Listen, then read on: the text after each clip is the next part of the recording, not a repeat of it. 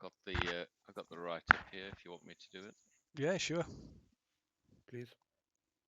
Right. So in the last session, we cautiously made our way into the tower through the door that we'd Cade had blasted open for us the previous day. We worked our way down through the tower very carefully, very slowly, which turns out seemed to have been a bit of advantage because Henwen may or may not have burned through a couple of her spells by the time we got down there. Obold, I think, scouting ahead, marking the way, noticed some kind of dragon beast inside the laboratory he discovered. Sort of puffed forward. Shadow stepped, is that right? Is that right? Shadow stepped? Yeah. Yep. Yeah, shadow step behind it. Shadow stepped behind him, just in time to watch Henwen run past, not realizing he was there, and start doing something with some strange alchemical kind of equipment. So Obold switched targets and proceeded to start beating the living crap out of it. Lazai dived in as well, started doing the same, and once they'd sort of beaten Henwen to pulp, turned on the dragon creature, and then proceeded to fist and stab it to death. And then I think managed to decipher what was going on with all the experimental stuff and sort of turn that off. And then I think at that point we were sort of left in the tower trying to decide whether to. We told Sildar about what we found, and according to the notes, I think that Lazai discovered. It looks like he may have headed. Dyson had headed north to go speak to a lick about some deal they were doing. We didn't really have any details. So the question we are sort of faced with at the moment is obviously we need to let Sildar know what's going on. We had a bit of a promise with Skerrin, a chap called Skerrin, who gave us the info of where they were about picking over what's in the tower, but we don't really have to tell him until we go back to town, we're assuming. And Sildar told us to wait until an agent shows up. So we're kind of waiting for that and then trying to decide if we chase Dyson after a lick. And that's, I think, where we left it. I believe so. Yeah. Of course, you went and interviewed the corpses as well, didn't you? Oh, yeah. Yeah. Apparently, between that and the notes Lazai found, it looks like there's some kind of. Oh, sorry, I think Cade may have deciphered there was some kind of death curse going on. So souls are being drawn into something, and we saw evidence of that while questioning the dead bodies. So certainly not good.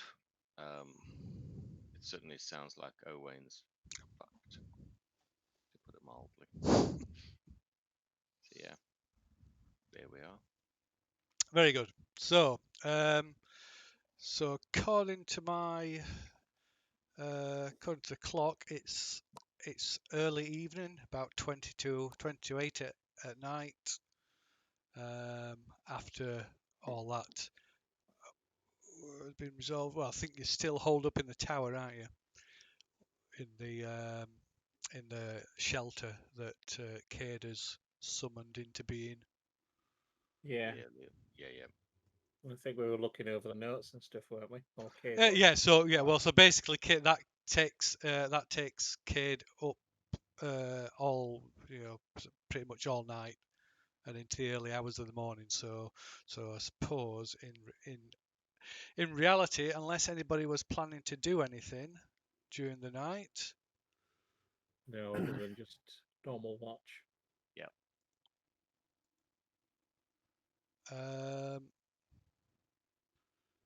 then it will have probably by now advanced to dawn. Yeah. Awesome. So it's now the 13th of Harvester.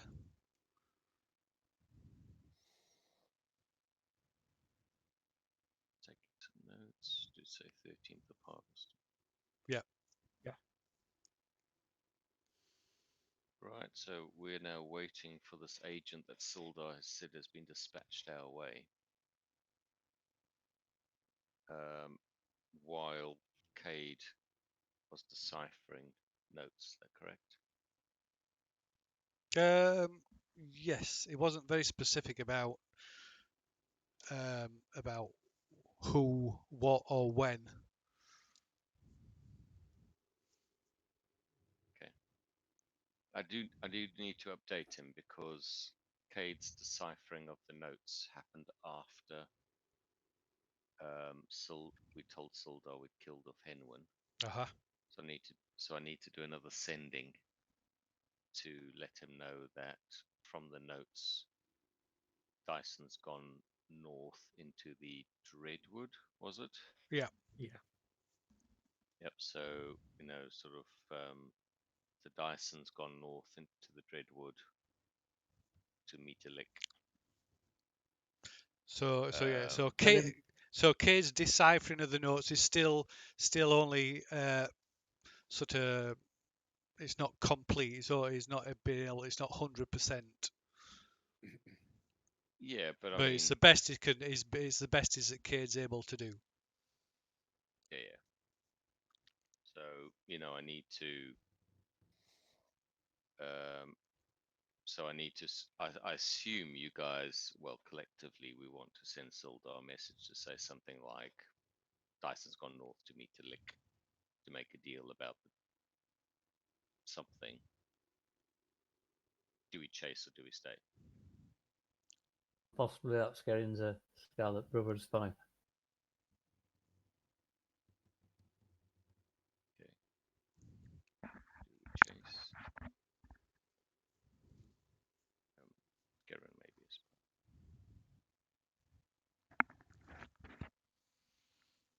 Well, I don't think we have to say spy. I think we say maybe Brotherhood. 1, 2, 3. Right, I've got 9 letters left, 9 words left. Anyone want to add anything? No.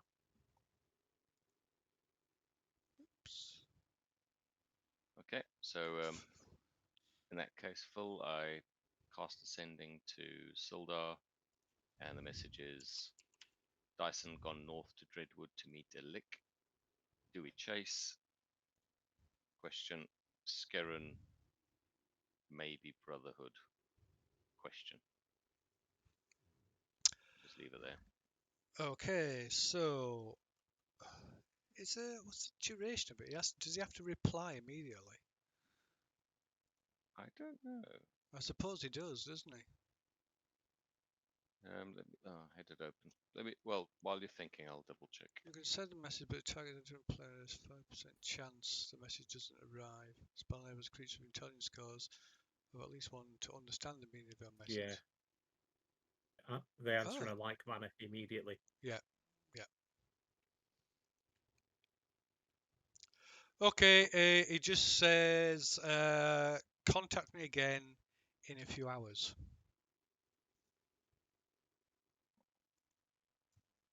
Cool. I'll let the others know.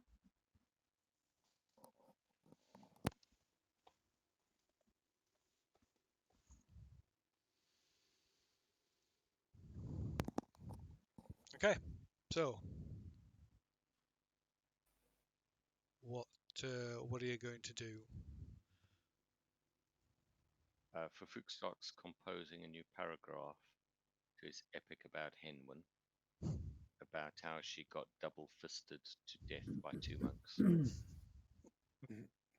So are we staying here or are we moving back to town? Stay until Sildar tells us something. Okay, I go to sleep then. What are we going to do with the papers? Just keep them together and I get to them once I slept. No, I mean once we get back to Saltmarsh.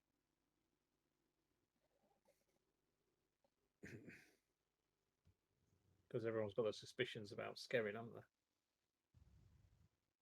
Well, this Sildar's agents wants to see him first, doesn't he?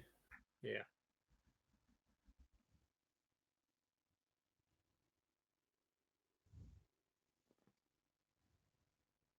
I suppose keep them safe. I mean, there's a. I mean, Phil, there's a lot of notes. I mean, there's like. Yeah, there's lots. like an A4 box printing paper. Yeah, notes. yeah. You could easily fill like one of them, sort of A4 storage box things that you can get. Yeah, probably a couple. And it's like I say, it's a mixture of just loose pieces of paper with notes scrawled all over them. There's not with no real sort of apparent sort of order to them. And then you've got books, sort of bound books with notes, more formal notes written in them, and then you've got you've got bundles of parchment that are like coded communications and all sorts of things.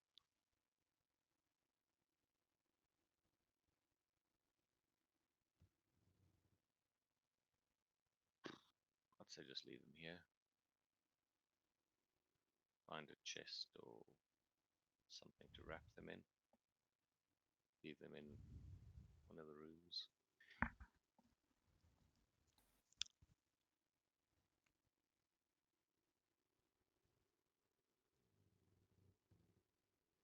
I mean, if the agent wants them, they can go fetch them. If Scaran wants them, we can tell him where they are. Oh, we'll see what he says first. Wait a few hours, see what he says.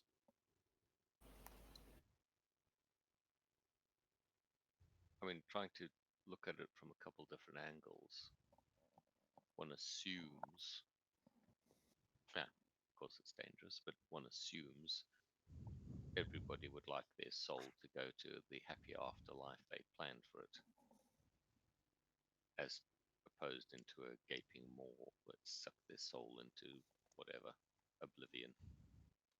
So even the Scarlet Brotherhood must see an advantage in stopping whatever's causing it.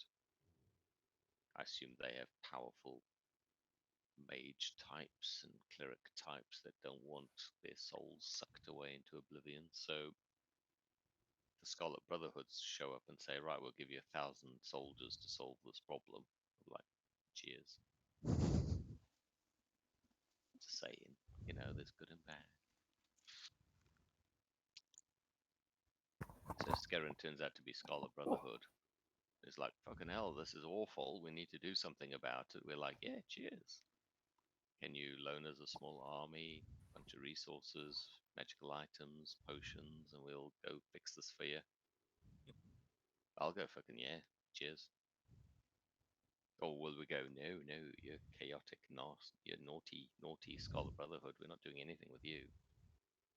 Like, yeah, hand me enough cash and magic items. I'll be like, so who do you want ganked?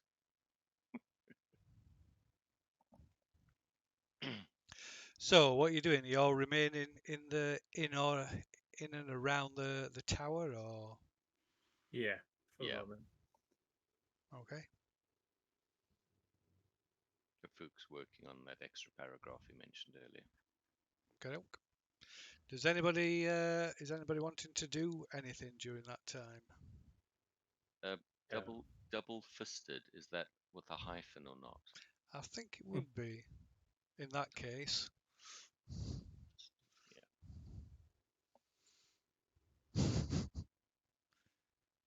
How about anybody else? Anybody else want to do anything while you're waiting for whatever? Oh, yeah, apart from Cade, who's catching up on his sleep. No, other than just keep a watch. Okay.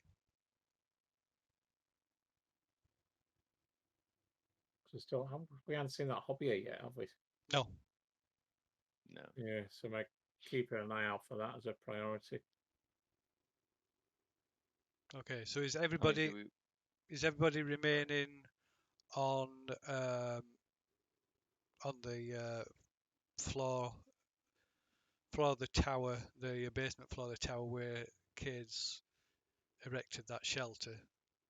Yeah. So you're all staying there. Yeah. Which I think the only thing I'd mention to the other party chaps before we say yeah for that definite is, if Leomund's tiny hut, is it over like the we're in the room with the door on the wall that we've been through. I'm a, trapdoor. yeah. Do we You want- went to trapdoor, so it will be.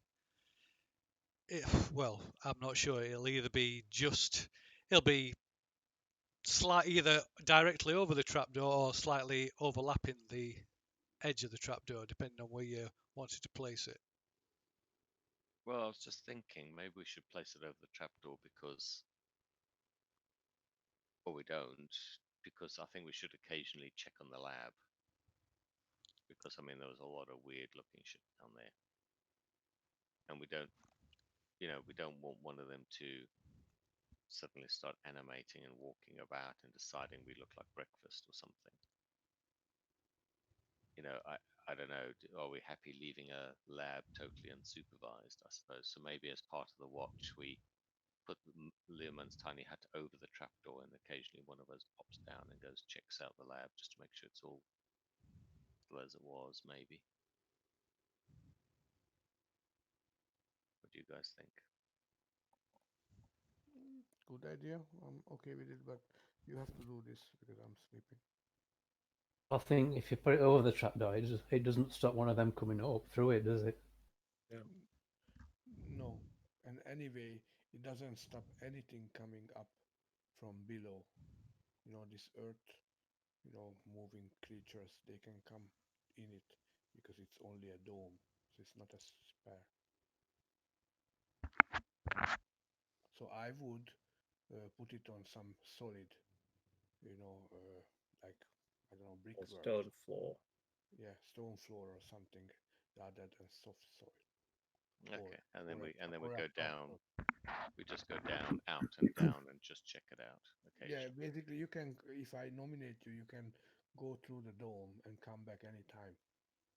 If I don't exclude you. So I think it's a safer way to do. And you can see through it on the inside. You can see through it, but you can't see into it from the outside. Yeah. Okay. We just keep watch on the lab as well. Okay, so other than that, is there anything specific that anybody wants to do? And how long are you sitting there doing whatever it is that you're doing or not doing? We just wait the few hours that Foot were told to wait till they contact him again. Sildar, and then we'll make up our minds what we do next. During that 2 hours, about halfway through, I'll go down and check on the lab. Okay. Right, and so after a couple of hours or so, you go down and check on the lab. So apart from it being eerily quiet, apart from the like faint crackling from this electrical thing in the globe in the room, it's yeah. But other than that, it's just nothing. Nothing seems to be untoward. As untoward as it could be in such a strange place. Just keep a lookout for that hobby Okay. in particular. So I don't think he would have been far from Henwen. I think it's probably took off now. She's dead. Yeah, but I don't know. Something tells me it'd still be hanging around somewhere. Might have gone to find Dyson. Possibly. So, other than your trip back down to lab, nothing. The time passes without incident, and you gauge it's around about a few hours have passed, and then it may be time to contact Sildar again, unless you want to leave it. Of course, it's up to you what you do.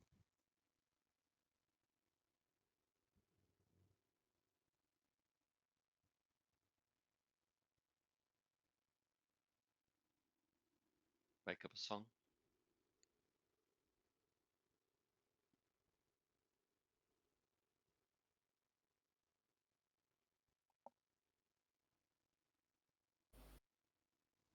Are you contacting Sildar again then? Yeah. I mean, is there anything specific we want to ask him, or just sort of what you got for us?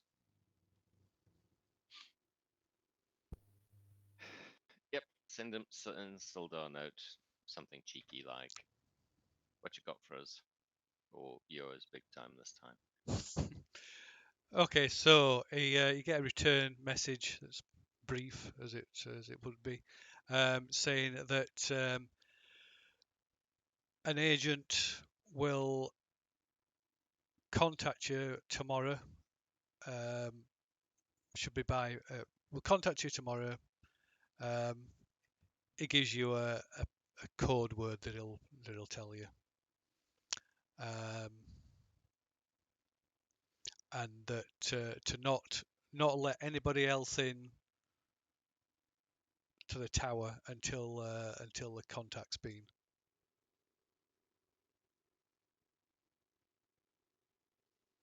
Essentially. Nothing else. No, that's it. Okay. Guard duty then. Easy peasy.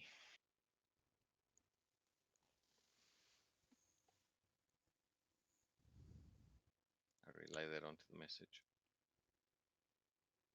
Okay. Relay the message on.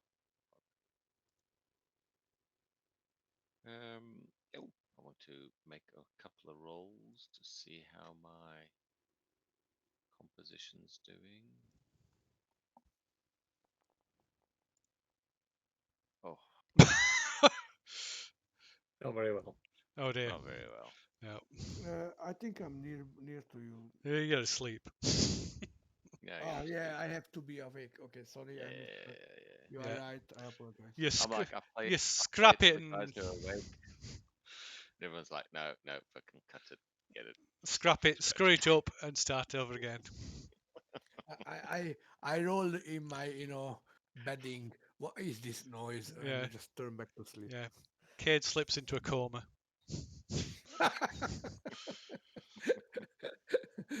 Stay in the light, Kate. Stay in the light. So I cannot say this is music to my ears. So is anybody want to do anything? So you got quite a wait ahead of you.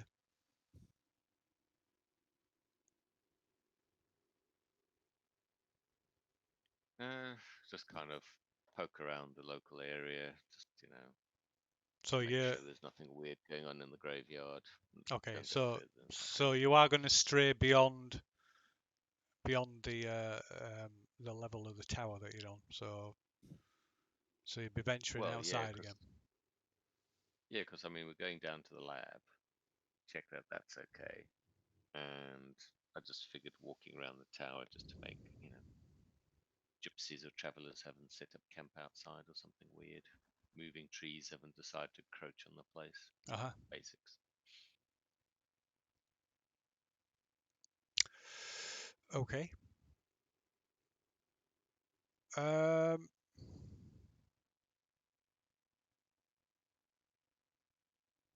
Right. So the rest of that day passes without incident, and we come to the next day, being the 14th. Clear skies again, and warm breeze blowing across the cliff tops. Sort of early in the morning, when one of you are taking a little scout around outside. Shit. Yeah, and having to go outside for the shit since there's no toilets in the tower. You spot somebody approaching the tower.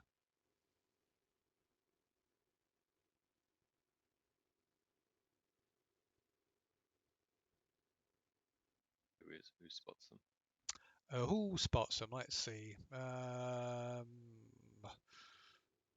Who does it happen to be? It happens to be Cade, who's outside getting some fresh air. Honestly. No, it's the next day. No, Oh, next day. Yeah. Okay, sorry. Sorry. Then can you repeat what I see? Okay, I So, was at so sleep. you've gone outside either to relieve yourself or just have a just get some fresh air, whatever. And while you're outside, you see somebody approaching, heading in this direction anyway. Who is this somebody? Do I You see can't the tell at the moment. You can wait, just hang around and wait till they get close enough to be able to identify him if you wish. Okay. Instead of that, I cast a cantrip called message, and I alert. I don't know, Fufu. Regarding, what's come up, guys. Someone is approaching.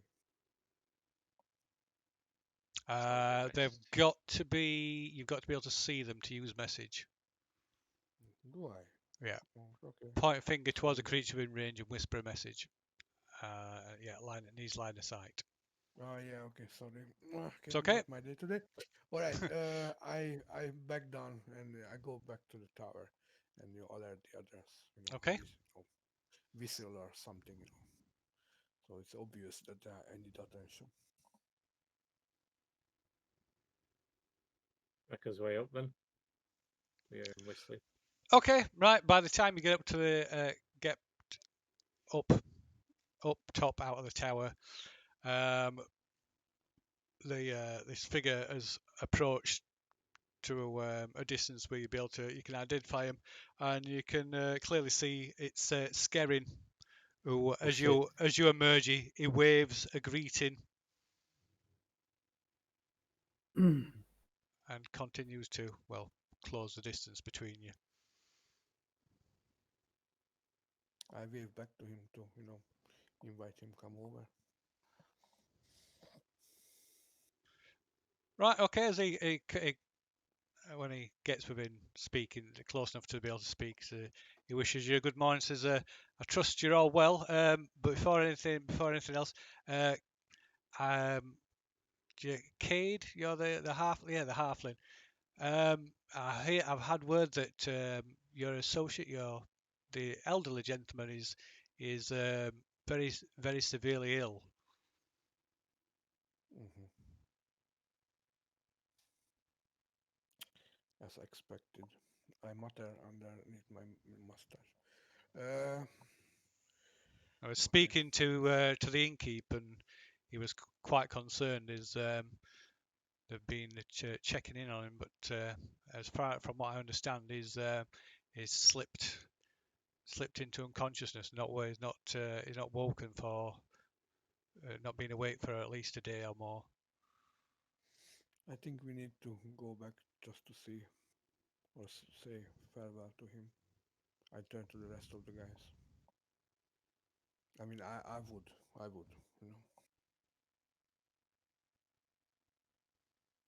and I thank him for this information. Yep, he nods and says, "So, on the other note,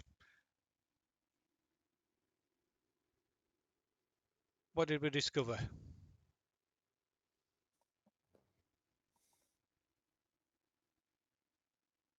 Hmm.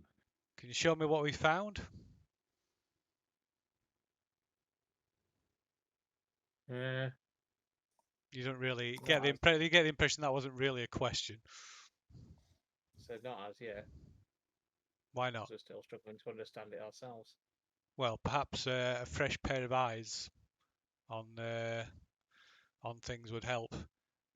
We had our agreement after all. I'm not interested We in did. I'm not interested in removing anything from anything from the building. I just want to have a look it over, as we agreed. Oh yeah, I suppose you can go down and have a look. Very good. Maybe perhaps one of you would like to escort me. Oh, give me a second. I got to roll a d20 first. I'll escort him.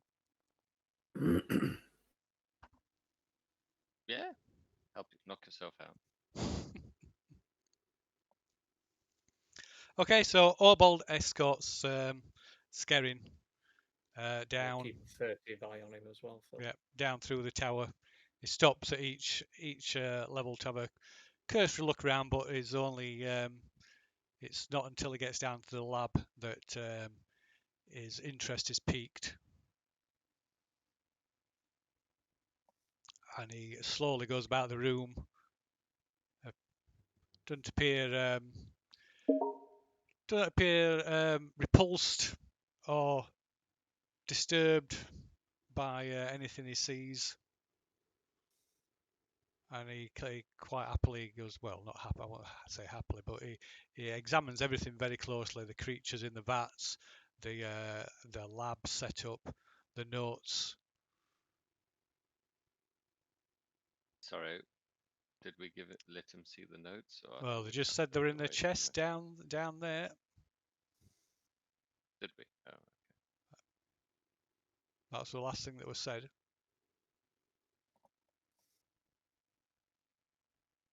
I'll just keep an eye, make sure he doesn't remove any of the notes or anything. Okay, right. Well, it goes through slowly, meticulously, looks looks at every page in detail, as if he could read them. Whether he can read some of this, you find it unlikely that he can read all of it, since a lot of it's in code or takes some effort to decipher.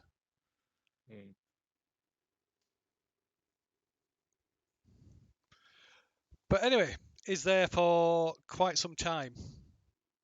So much so that he's still here when another person arrives at the tower.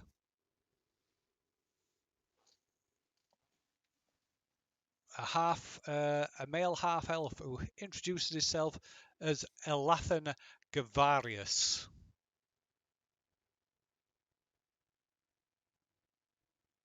And he gives you the agreed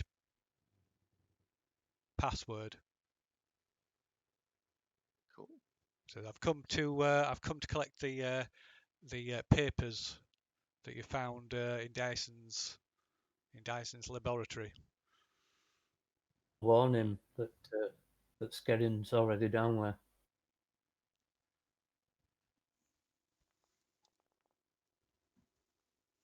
I say, yeah, absolutely. We've just got to honor a prior agreement, and then you can have them. Nothing's been removed from the tower, by the way. It's all down there. I'm not sure this is what Sildar had in mind. It might be best that I remove the materials as quickly as possible. Because maybe she can take me down, and we'll sort this out. You're happy to discuss with Scarron, but we made a deal with the chap that he was going to take a look at stuff. If we hadn't had his assistance, we wouldn't have been able to track Dyson and Henwen down as quick as we did. Yeah. So my personal position is, yeah, we are working for Sildar, but when you're on the ground, you have to sometimes make some quick deals to get the job done, and this is one of those. So unless Scarron changes his mind, he can finish going through the notes, and then you can have everything you like. Yeah, So not going to stop you. You can chat to Scarron all you like. He nods. So that I understand. I just hope.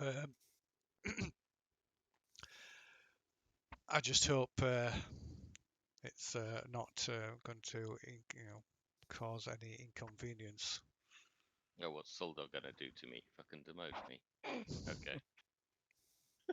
Yeah, crack on. Enjoy yourself. That's not really what I was. Someone might That's not really what I was implying. But anyway. So. Oh, okay, right. Are you escorting him down? Yeah, I'll walk down with him.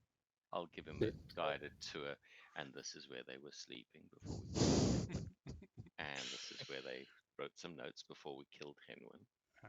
And would you like to see the laboratory before you talk to Scarron? Could get a bit messy between these two. Yeah, getting up to them, really, isn't it? Yeah, so I take it. I give him the full tour. Say that round thing makes that go bzzz, and then you turn it that way and it stops going bzzz. That's as much as we know about it. Give him the full tour with sound effects.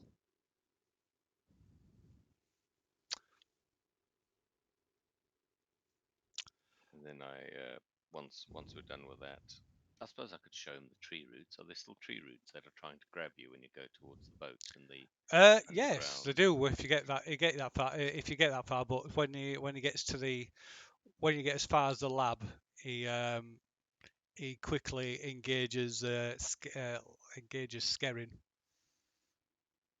Oh, okay. I sit back and watch. Popcorn.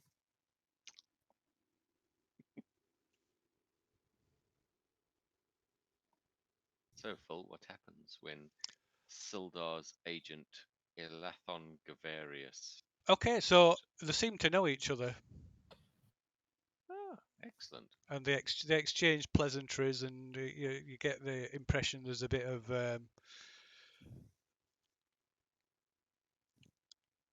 social fencing going on. A bit of like dancing round each other. Cool.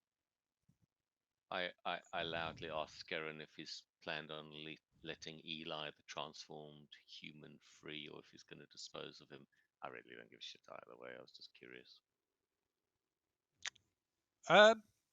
Oh well, I haven't really given it any thought really. I suppose I can. I'll turn him over to Elathian. I'm sure his Watcher superiors will know what to do with him. I was curious, if you dissect one of these transformed humans, do they still taste of the thing that they were made out of?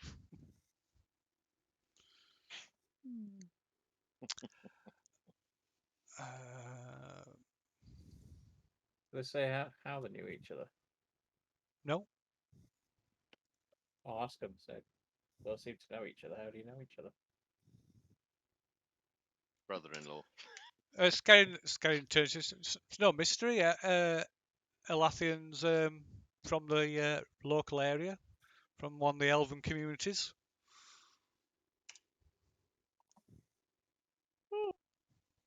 And Skerrin's just a local busybody. Is that how it works? You could look at it like that way, like that, I suppose.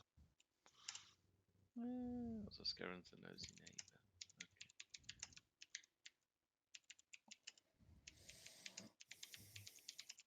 Okay. Does Elathion have any? I mean, now he and Skerrin clearly are on chatting terms, and Skerrin's comfortable handing over the stuff after he's finished having a look-see. Does Elathion have anything else to say to us, like "Go get Dyson," or find the lick, or So Elathian keeps engaging in small talk with Skerrin, who eventually excuses himself. Phil. Yeah. Oh, I was just typing something to you actually. Okay. I shall wait.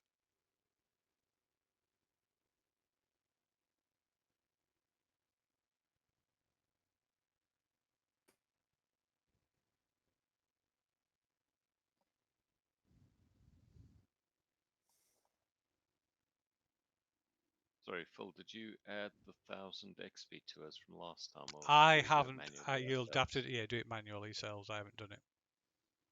Okay, cool. Okay, so Obold grabs hold of Skerrin's arm and So can you put back what you took from there and put in your pocket, please? so, Ooh. I'm sorry. Oh, I must. I don't know what I was thinking. No, I think you do. But you said you weren't going to take anything.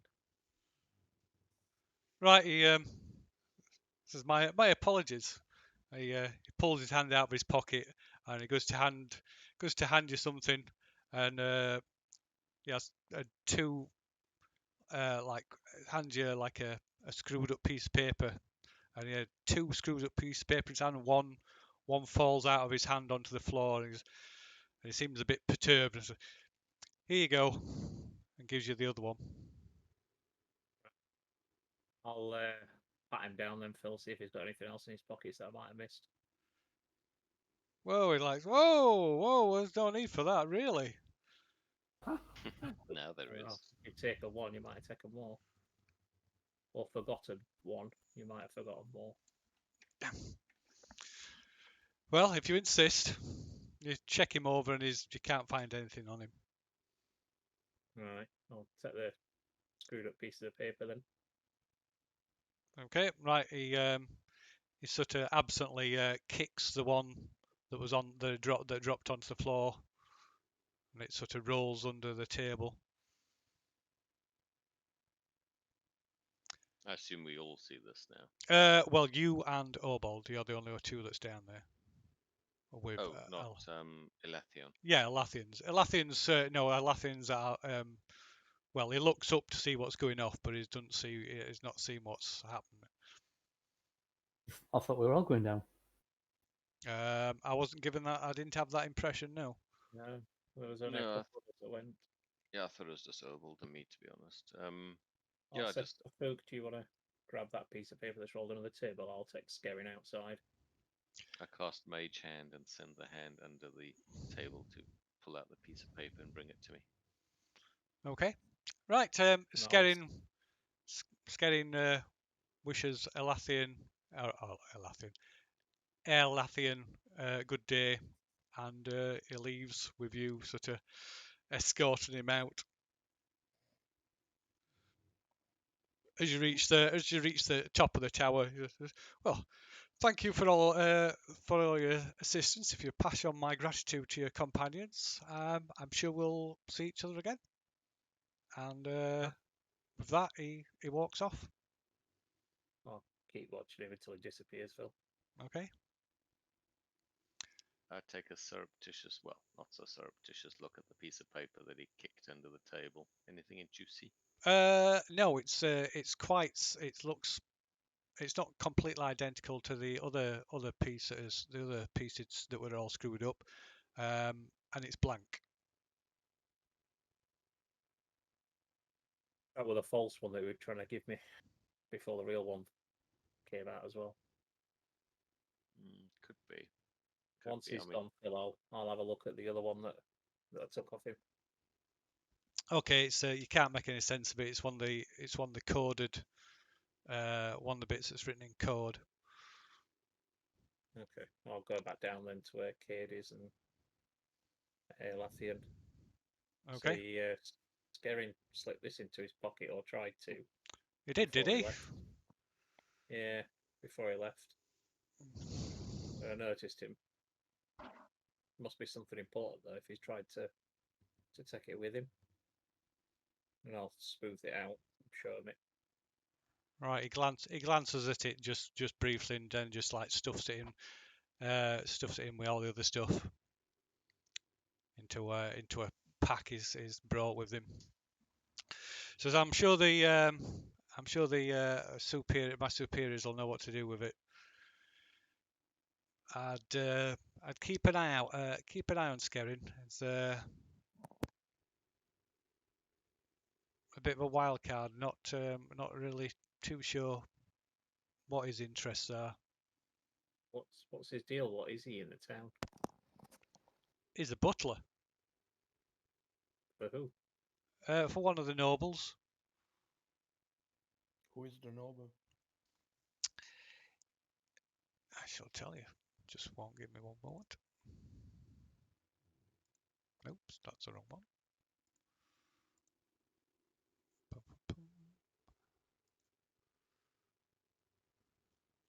Butler, my ass. Yeah, I think he's far more than a butler.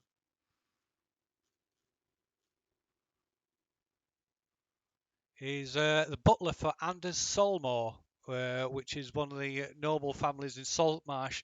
They own one of the biggest fishing fleets.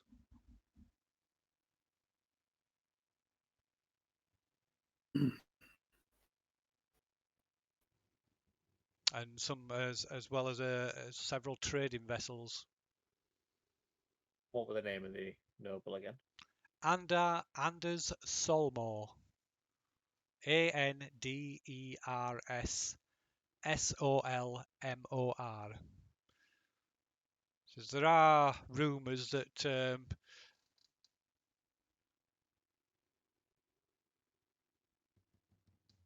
that he's involved with smuggling, but I don't think that's particularly true. I think that's just rivals spreading bad rumours. Sorry, chaps. Was that Elafian talking about Skerran? Yeah. Yeah.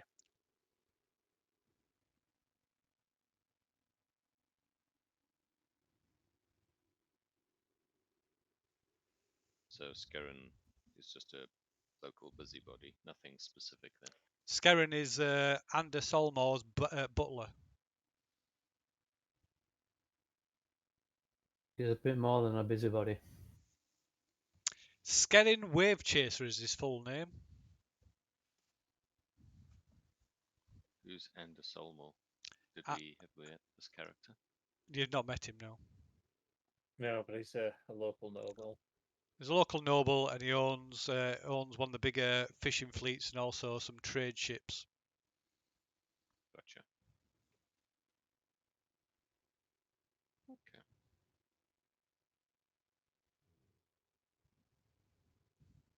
Gotcha. Right, so Alathian have any further instructions for us, or can we now go chase Dyson down? Sildar says he'll be in touch. Okay. And with that, he thanks you again, and We head back to town. takes his leave. Yep, he walks with you part way, and then heads off north. Cool. Keep an eye out while we're walking, Phil, because I just want to make sure that Skerrin's not just going to be like following us or Lathian. Okay. Okay, so let's see. So we head back to town. Do we want to take that shortcut again? Mm-hmm. Saves us hours and hours of walking, wouldn't it? We just walk down to where the cliffs disappear and then just walk across the river. Yeah. Yeah. Okay, so you get back to Saltmarsh about just after 2 in the afternoon. So returning to, I forgot what the place is called.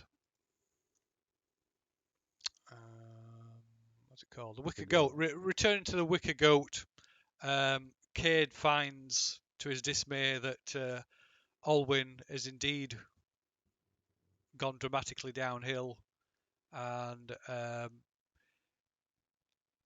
even after repeated attempts to try and wake him, he stirs and kind of regains consciousness briefly, and then slips back into a almost coma-like state. And he looks to have aged since, even though it's only a few days since you've seen him, he looks to have aged like 10 years. Mm-hmm. So I guess there's not much we can do to improve his condition. However, I like to stay with him, just to see it to the end. Okay. Because I guess he's dying. That's what we see. Well, if Olwain isn't responsive, then Fafuk takes the ring that Olwain gave him and hands it to Cade and said, "There you go, as instructed. Hope he dies quick and easy." Wanders off for a pint. Before you wander off, I would ask back, what instruction are you talking about? Give it to you when Olwain's gone. He's not gone yet. He's still here. Yeah, potato. It's the vegetable. I'm going for a pint. I'm not happy about your comment. Calling him a vegetable. There's no respect there. Pretty close to zero, yeah. I tried to tempt him, Phil. I mean, to make him comfortable. What? Water him, fertilizer. That's not what I meant. Oh, sorry. Okay. So, Sunshine and water. Got to keep hydrated when you're elderly. okay. So basically, I just look after him as much as I can. Okay. Okay. Right. 3 days pass. It's a warm day in Saltmarsh as you lay Olwain to rest. Death came quickly. One day your friend simply began to waste away. No cleric or paladin could stop the death curse from taking Cade's old master, just as the healers across the Flannes couldn't stop the dreaded affliction from taking anyone who's died in the past. You've seen many people gone before their time, but this hurts the most. Gathered at the graveside in Saltmarsh's cemetery, this isn't the cemetery by the tower, by the way, there's no one but your small party to mourn his passing. Folk gives the old man his last rites and plays a mournful melody upon his lute as the casket is lowered into the ground. Saying your last goodbyes to your friend, you turn away from the graveside. As you walk from the cemetery, two figures approach from the shade of a large nearby oak tree. Before we turn away, I was gonna do something. Oh, go on. Yep. I scoop up a little bit of the earth from his grave, and I stuff it in a small container. I will carry it with myself as a reminder of him. Very good. No, carry on. Sorry. Okay. So as you walk from the cemetery, two figures approach from the shade of a large nearby oak tree. One you instantly recognise as Sildar, dressed in his formal attire of his position in the watch. The other is more mysterious, draped in a heavy black cloak, wearing a silver mask. The elf speaks. Beautiful ceremony. It's clear your friend meant a lot to you. The cloaked figure cuts in a dry, raspy voice that at once reminds Cade of the way Olwain spoke before his death. There's a chance the deceased soul and countless others can be saved. If you act quickly, we might even be able to bring them back to life, and you can save those still living with the curse as well. Sildar sort of steps like gets them to back off a bit. Says, "Is there somewhere we can talk?" Yeah. We're back at the inn in our rooms. Is it private? The rooms are. I mean, we can talk here, middle of nowhere. There's. How about Learman's tiny hut somewhere? What do you think? Talk inside the hut. I'd rather we speak inside somewhere. It's easy to hide in an open space. Enough space for everybody being hooked. 10 people, I think. Is it 10 Yeah. people? 8, I believe. I tell him that I can make this area private if he wants that, if he's happy with that, by magic. Right, he nods his agreement. Okay, so I cast my spell and I include them as well. Okay. Okay, right. You retreat inside the rather cramped quarters of Learman's tiny hut.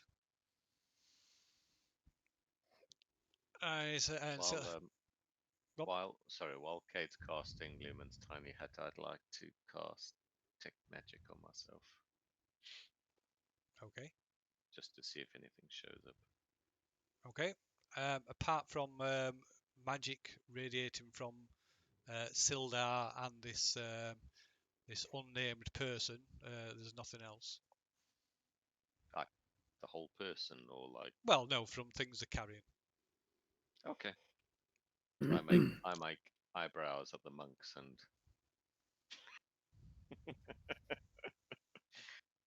Anyway, carry on. Right, Sildar apologises for the unannounced arrival, and for his companion sort of butting in like that. Says, "This is see, who is this? Da, da, da, da. Can't remember the name now. I thought wizards like to go out. I mean, did Olwain want to be buried, or did he want to be like cremated or something? Maybe tossed from a catapult into the ocean. I don't know. Did he specify? We can do that with you if when the time comes, if you want. Oh, it has to be. For me, it has to be spectacular. Absolutely It's gonna be spectacular. spectacular. I lit Ah. you on fire and catapult you No, into no, the no. I want jars of what's that stuff that burns when it explodes? Alchemist fire. Napalm. Napalm. Sorry. Well, Yeah. What's that stuff called? Like Alchemist fire. Yeah. I want bottles of that stuff strapped to me when I get fired, and I want to be fired from a catapult at something really big. Like Greek fire. Yeah, just Listen, anyway. Sorry, carry on. I will, get someone to manufacture a trebuchet for you, and you will be fired from the trebuchet. Oh, that's brilliant. So Thank you. the further you are away from us, the better. Oh, you touched me so much. I don't know what to say. Sorry, carry on. Right. Sildar and his companion like exchange glances, or as much as they can, since she's wearing a mask. But Sildar raises his eyebrows. Says, "Are you okay to continue? Do you need some space?" No, I just hug my friend. I mean, you cheered me up in this sad day. I appreciate it, even if it's in your own way. Yeah, We yeah. Carry on. understand each other. Carry on. We can carry on with business. Sorry about the interruption. But, I should introduce my companion. This is Sindra Sylvain. Cinder with a C or with an S? With an S. Okay. Yes, Cinder with a C is very common. Okay. Cinder Sylvain. And how may we assist Sildra Sylvain? Sindra Sylvain, sorry. So, well, I've been, if it's not already apparent, I've been given the task of heading a group of watchers to try and uncover the cause of this curse. It says, then the information that you recover from Dyson's lab, I know you've already said you've managed to decipher some of it, so some of this might be going over old ground, but it's my superiors were able to decipher all of it. And like I say, some of this may be going over old stuff that you already know, but it seems that Dyson's superiors were already aware of this death curse long before it came to the attention of the Watch and our allies, and also that they determined it to be unnatural and magical in nature, and that something is absorbing and draining away the souls of the dead and those recently resurrected. It seems they believe the death curse is similar to magic a lich uses to feed souls to its philanthropy. A philanthropy, if you're unaware, is a physical repository used to store the life force of a lich. It is necessary for the lich to maintain its undead state and escape from being destroyed. Also seems that Dyson had received word from his superiors within some kind of in some kind of cult that a parley had been negotiated with a lich residing somewhere in the Dread Wood, who they believed might be able to track the source of the death curse which threatened their great work, whatever that is. Which is something else that needs to be resolved. It seems that Dyson was to be their emissary. We've since learnt that the lich in question is called Zaldera Cordris, also known as the Duchess of Rot. We're planning a raid. We're planning a raid on the lich's. Sorry? Duchess of Rot. The Duchess of Rot. Right. Says I've got a team and we're planning a raid on the lich's lair, and to attempt to force her into cooperating into tracking the source of the death curse. Zaldara's tower is located in the Dreadwood. It's taken us some time to locate its to get its exact location, but now we have it. And it's close enough that a journey is easy from Saltmarsh, but remote enough that no innocent people will be put at risk. We believe the key to getting Sildar to cooperate is to steal her phylactery. Phylactery? Isn't it phylactery? Yeah, Phylactery? phylactery. Yeah, phylactery. Yeah. Yeah, phylactery. Depository. All right. Suppository. What does a phylactery so- look like? Is it the So, size well, of a it can wagon, take or- it can take any number of forms. It's down to the individual to when the original ritual takes place. But wizards within the Watcher Order have used scrying and other means to determine that Zaldara's phylactery is phylactery. is her spellbook, a tome bound in humanoid skin, which she keeps locked in a vault in a tower in a vault in her tower basement. Now Another fucking tower. now this is where you come in, where we need to ask more of you.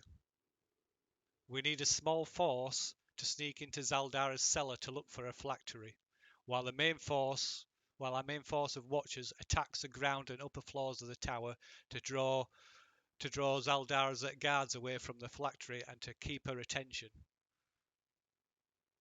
I'm here to ask to request for you to be that strike team.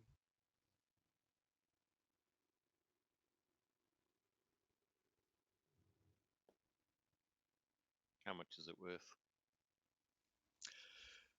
If there's a monetary concern, as I know it will be a concern of yours, for Fook, there'll be. Well, Olwain kicked the bucket before he paid us the 2,500 GPs to load us, so I'm still smarting over that. Little old fucker passed away before I could get the money out of him. I take the debt. I will pay it back myself. Yeah, I know, but you're fucking skint. I am at the moment, but if I have any money, I hand it over to you, to all of you. Yeah, well, this is no good because now you're gonna have to borrow money for fucking pints again, like usual. Honestly, I'm very disappointed he died. I Very am too. disappointed. I thought I will have him for quite a few years. It would have been awesome. Should have charged interest. I should have put interest in the fucking agreement. Anyway, sorry, I'm distracted. Sorry, Sildar, you said how much was this worth again?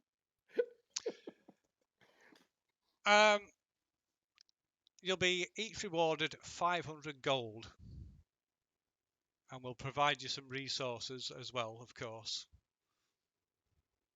Meh. I didn't have anything else planned for the next couple of weeks. What about you guys? Why 500 not? gold's 500 gold. Yeah. I can cut part of my debt, so yeah, I'm up for it. Right, Sindra. What kind of? Sindra breaks in as well. She says, I would also be indebted to you, as if you aren't already aware, I'm also being unfortunate enough to be afflicted with this curse. And my time is limited. How much time you got left? Months, Well, I mean, if I'm listening lucky. to her, is it a her or is it a? It sounds like it's a woman, yeah. Okay, I'll just say, well, from the sound of her voice, can we kind of gauge where in the timeline compared to Olwen she might be? Well, Like, she's still mobile, which is more than Alwyn was for quite a while. okay, cool. Fair dues. But you don't know how old she is. She might. I mean, Alwyn were old as well. Yeah. She might not be human as well, which Yeah. also. So you can't see. She wears gloves and her face is completely obscured by Why this is She's mask. probably fucking ugly. She's probably like truly fucking ugly. I asked her, are you sensitive to sunlight? If you don't ask a vampire why they can't go outside, especially if you're locked in a little fucking hut with them. A vampire is not dying. It's not a vampire. It's something else. Yanking your leg. She shakes head, and Sildar sort of looks at you and sort of gives a disapproving look. As long as he pays me 500 GP, he could spank my ass. Extra Okay, for that. I stopped questioning. I just zip my mouth. Right, so Food's Sildar still says, smarting. so can we depend on you once more? Yes. And you mentioned some resources as well. What do you mean by those? We'll provide you some resources. We'll provide you to will be provided to you to make the task a bit easier. Mhm. So, I mean, do you want the phylactery or do you want it destroyed? Because I assume if we destroy it, the lick dies. Is that how these No, things we work? don't. We don't want it. Just we want it. We want to use it to blackmail her, to force her to give us to cooperate. But if it comes down to it, it's like we all die versus the spell book. We fucking nuke the spell book. Is that kind of the situation we're in? That if that situation arises, that will be a last resort, I suppose. But that if we're all dead and you're left alive for Fook, then that's your call. So Thank you. if I have your agreement, Yes, you do. We shall do our utmost. And I would like my soul to go to the happy gambling hall in the sky when I die, as opposed to some gaping maw my undead body would be screaming about if anyone wanted to talk to me. one further question: are you paying, in advance or after or afterwards. Says for now, I have this for you, and he hands you a sack. Well, not a sack, but a case, a leather case that contains potions. Says, these are great. Are what I've been told are called greater healing potions. There's one for each of you. It should prove helpful if the situation turns dire. definitely. So tomorrow morning, you will leave Saltmarsh aboard a riverboat called the Diviner and head bound for the southern border of the Dreadwood. The Diviner has a single Watcher crew member, a halfling by the name of Calbrax.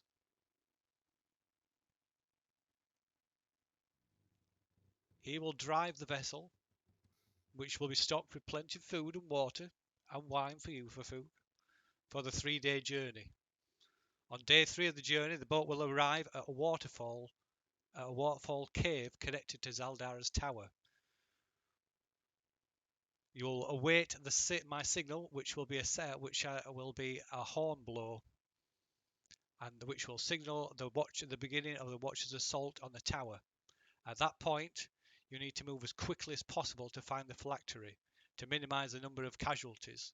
The sooner you find the spellbook, the sooner the violence happening above can end. Once the spellbook is found, you should return to the Diviner, and Calbrax will teleport you and the phylactery to me. Are there any questions?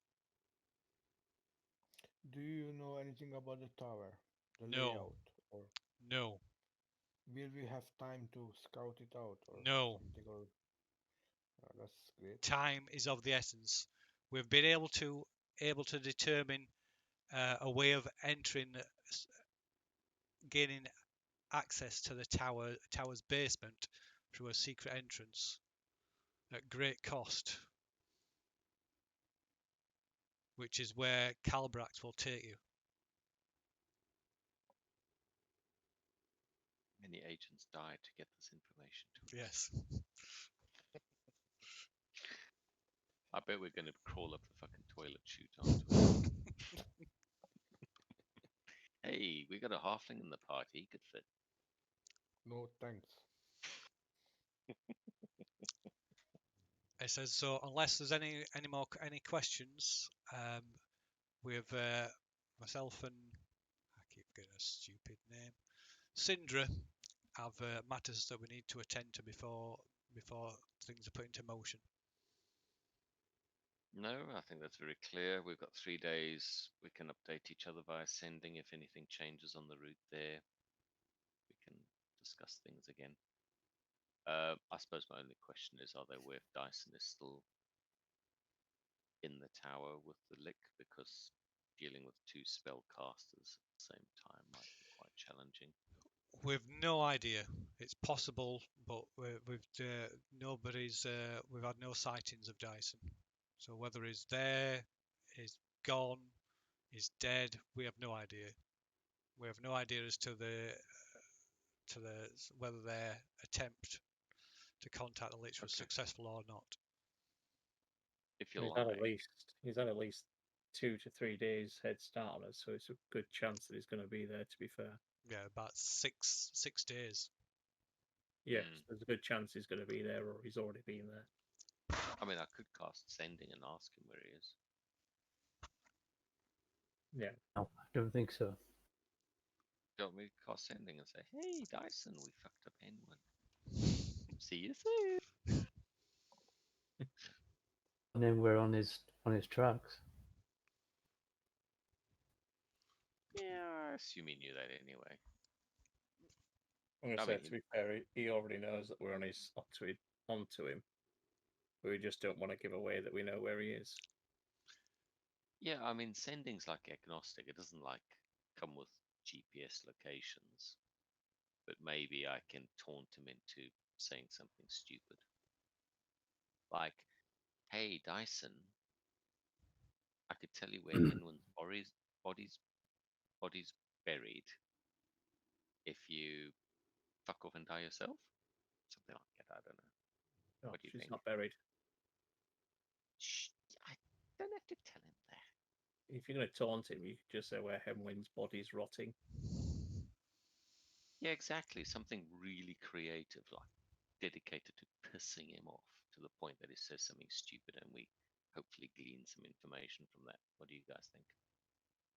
Like some kind of James Bond villain, Stroking his big where he white tells pussy. all of you, where he tells you his master plan before he kills you. Monologues exactly. before the end. Yeah, exactly. Exactly. No, Would it's you- not going to work. He's only got 25 words or less, so I don't think he can really monologue very No. much. Right, so Sildar clears his throat a couple of times. Well, it seems you've got much to discuss, so if you'll excuse us, we'll take our leave. Oh, yeah, Fine. yeah. Yep. Stay well. Stay safe. We'll be there in the morning for the boat.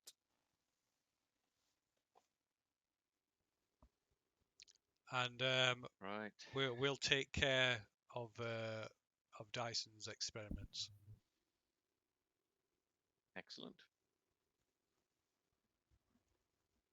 Thank you very much. Hopefully they will be coming to life now like they were going to.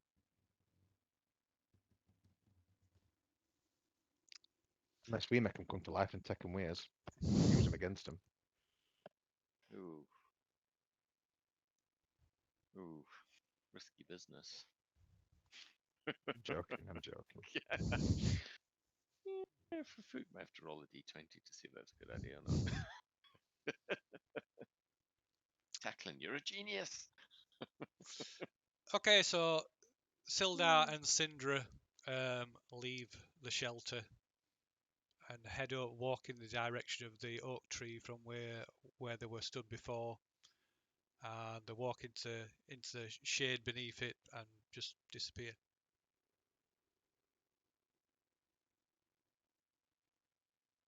Is it like a druid thing where they walk through trees? Is it something we'd have seen before? Is it like a teleporty thing that we've not seen before? Not seen it before. Don't know. Yeah, I'm a couple levels away from such things.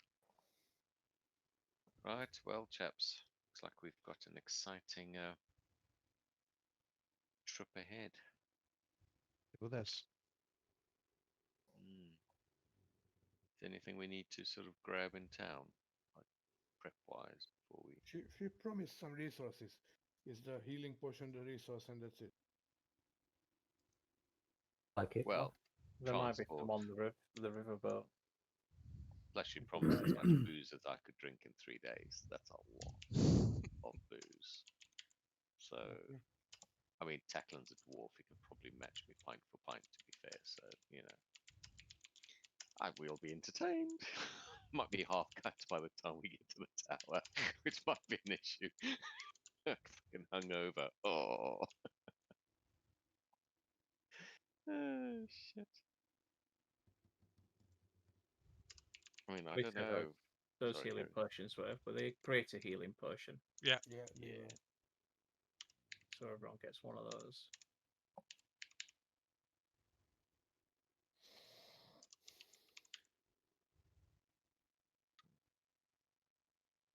Won't you have leveled up now? Louis? Say again? Won't you have leveled up with that 1,000 experience? No, I'm still about 6,000 off. I'm at Oh, you like did. 18. I'm about 18k. I thought you changed into bad level now. No, but you still follow the standard character progression. So every level, no matter whether you're multi or whatever, you still got that. Your combined levels is how much XP you need to go to the next level. Yeah, you don't start. It's not like previous ones where you start from like level 1 experience with other class and track them separately. Yes, I took a big hit to take a level of. But I mean, don't get me wrong. I'm getting fucking awesome role play out of it. I'm thoroughly enjoying myself. Plus, of course, you get a whole repertoire of useful things. But yeah, it's just the usual amount of XP to go. Right, I'm looking at. I mean, I'm looking at spells, and obviously, Fafuk will be chatting to Cade and trying to sort of come up with a combination of things that we can do together to sort of make ourselves strong. But I mean, level 3 spells as a cleric, anything really potent tends to be concentration and short durations and highly specialized. So I'll probably stick with my usual selection for combat by the time we get to the tower. What's your usual selection? Um, I'm happy to share. You guys have seen most of these. So recently, I've been keeping sending as one of them, just because it's turned out to be an exceptionally useful spell, just even relatively short distances. Spirit Guardians. You guys would have seen Spirit Guardians quite a few times. Um, as long as we're near large bodies of water, Fafuk will keep water walking because he can't swim. And he wears armor, so you know he goes overboard. He's pretty much fucked. So he keeps water just so he can not die. But I mean, if I can probably drop water walk, and then usually if I drop water walk, I'd take something like Beacon of Hope, which gives you max healing out of any healing done within a radius for like a minute. So if we have like a minute break in combat, I can cast Beacon of Hope. It's concentration, but you quaff your greater healing potion. You don't roll the dice, you just get max. You know, which could be quite a game changer if we get like 2-3 rounds before we end up back in combat again. Second level, my standard spells at third level are Dispel, Spell Magic, and Blink. That's part of the Trickery Cleric. Second level is Mirror Image, Pass Without Trace. Now, I've never cast Mirror Image, but obviously I'll let you guys know it's part of the capability I've got. For combat, I always go for Blindness, Deafness, Hold Person, Spiritual Weapon, and Warding Bond. I've started to use Warding Bond, so if we find ourselves in a lot of combat, I can sort of help protect one person. And then first level tends to always be Bless, Cure Wounds, and I've just because of the number of spells I've got, I've stopped taking Guiding Bolt. So Bless and Cure Wounds. We always seem to miss saves quite close and was hitting really closely, and that bless maybe the extra thing we need just to turn the tide in combat. That's it, really. Okay. So I've sent Cade. I've sent Cade a whisper. I've had to send it by Discord for some, because for some reason I can't send you a whisper in Foundry. I seen the message come up and I can't find it. I'm looking ever since. Sorry. I don't know where to find If this you on click on the at the top left where it says, if you hover over it says home, where it looks like a little joypad yeah, thing. yeah, okay. Click on Oh, there and you should have direct messages on there. okay. All right, cheers. And okay, now I have the screen over it, half, can't read half of it. Okay, no, I know what I'm gonna do. Okay.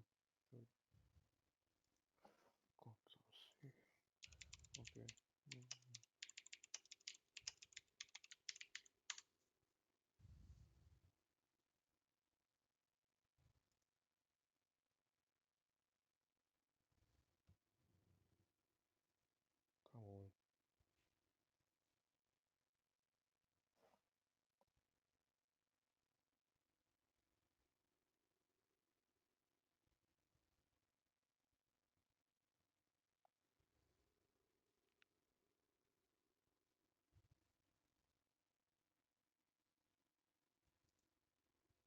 Okay, I got it, Phil. I got it. I ran Okay. it.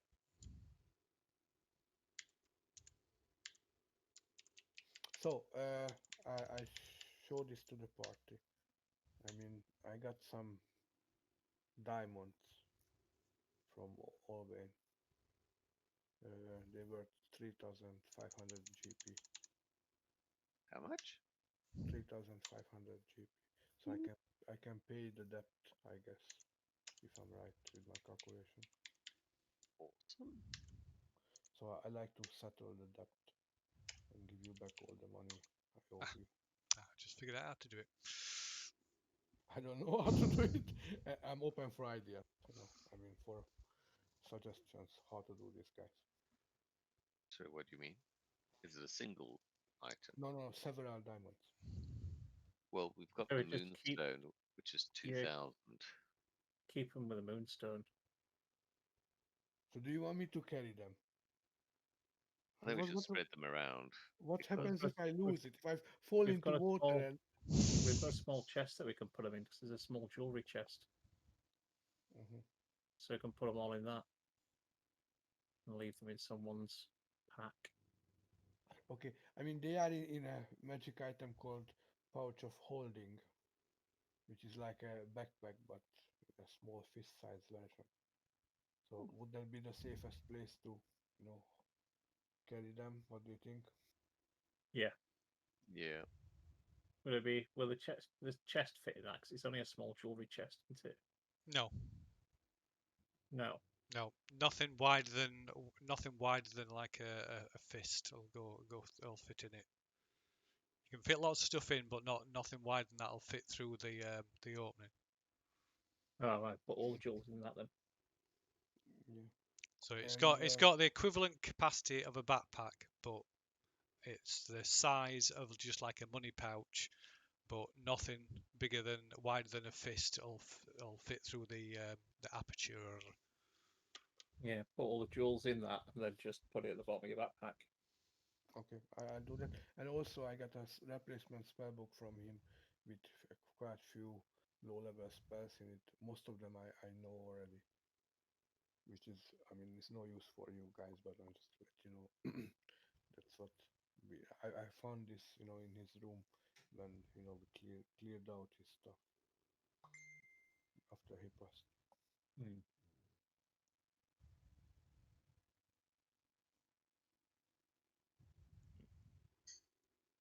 Excellent. Well, at least you can carry on, which is good. Right, I suppose one last night in the inn, and then off to the riverboat. Do you want this stuff? Oh yeah, there was a staff, wasn't it, made out of bones. Yeah. Well, Yeah, I can identify it if we need yeah, detect magic and then identify it.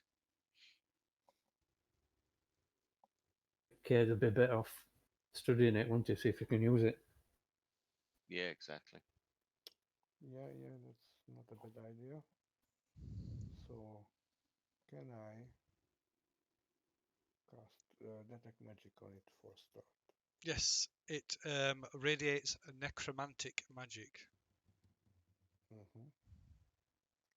Okay. After this, I like to cast identify.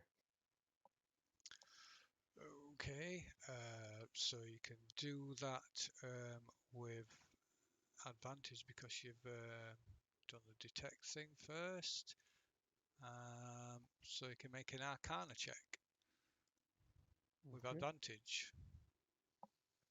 Okay.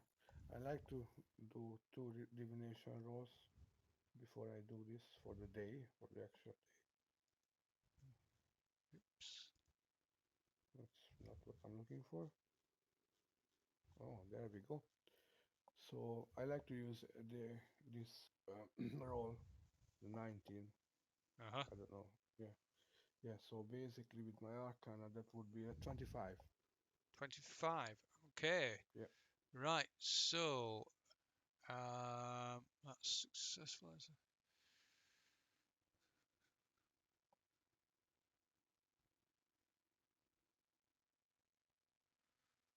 Where was the staff from again? Henwen. Oh yeah. Staff of human bones fused together. Yeah. Conjuration.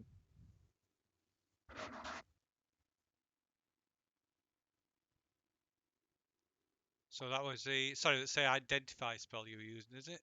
Yeah. Yes. Yep. Yeah, and you as said well. do Okay, that. so it's got two separate properties to it. It requires attunement.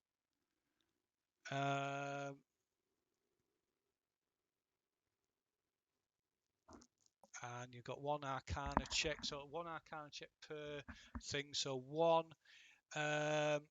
Okay, right. So one of the things it allows you to create shadows, and require another Arcana check to discover what the other property is as well.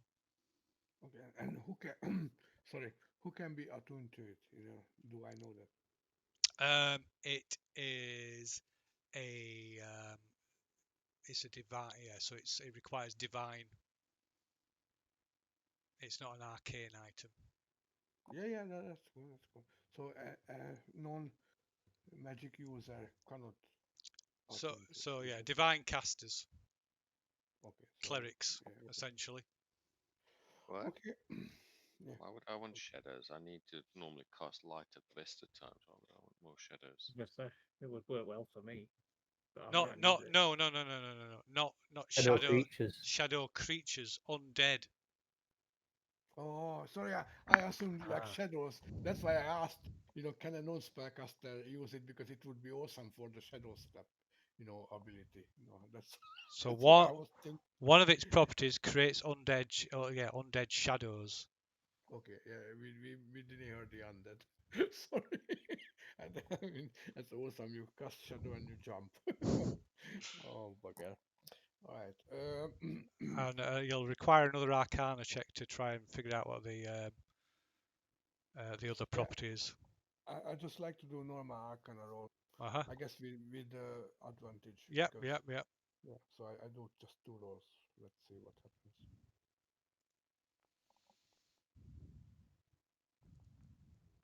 Oh.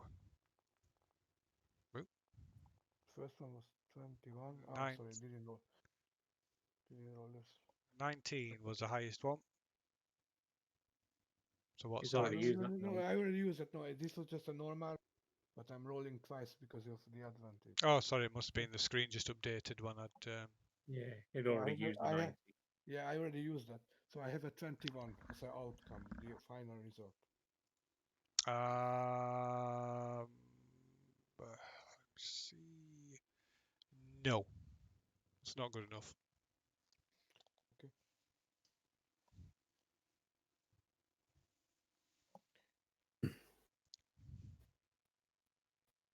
I look at our cleric.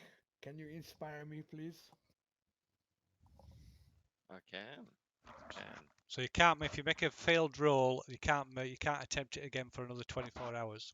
Yeah, I got that. I meant tomorrow. Yeah. Yeah. Sure. Yeah, that's fine. Okay, so you've got less than half a day to make any preparations you might need to make. Well, that's probably that'll have taken up most of Cade's that will take up Cade's day anyway doing that. So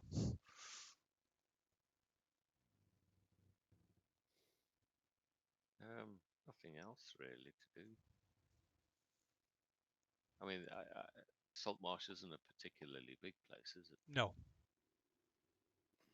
So it's not like you could go change out diamonds or money changing or break down the moonstone into, some No, I small don't pieces think you of it. could. You could, you could use it for exchanging instead in place of money for buying other things. But no, there's nowhere in Saltmarsh where you can. Let's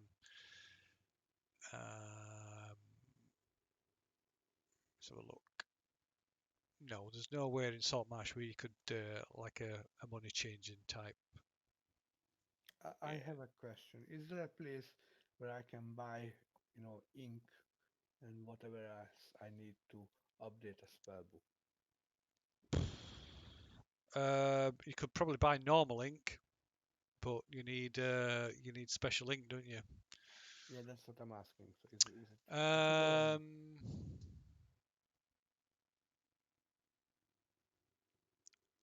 So there's somewhere in town where you might be able to, you wouldn't be able to buy it there, but you might be able to. They might be able to order stuff, also to try and get stuff in for you, but that'll take a long time. Well, what is long time? Days, weeks. Are we coming back to Saltmarsh? Well, We don't know. depends how optimistic you are, doesn't it?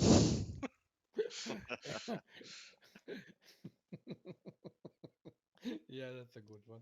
I give you that. But a bigger town would probably be a bit, probably more useful. Better option. Okay, I leave it. Okay, that's fine. Thank you. Gonna get teleported back to Sildar, remember?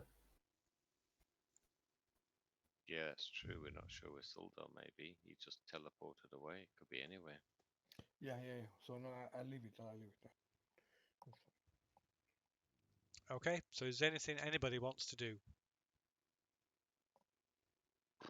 Can't think of No. anything in town. No. There's nothing that I need to pick up. But why is the only thing I'd want to get back is my holy water flask that I used on boat. Is there anywhere I can get holy water?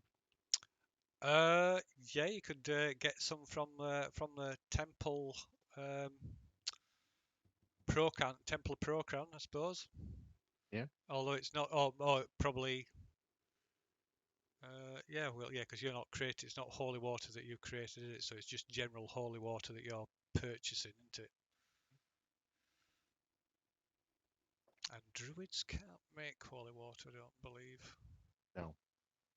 No, there's a process clerics can follow, but ultimately it comes down to pretty much the same cost. Yeah. So it's like you're buying it for basically cost when you buy it for the listed price. Like 50 GP, I think. So I'll just take that off.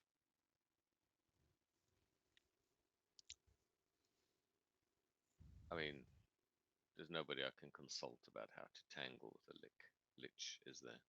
So Not really, no. Well, ideally, you won't be tangling with a lich.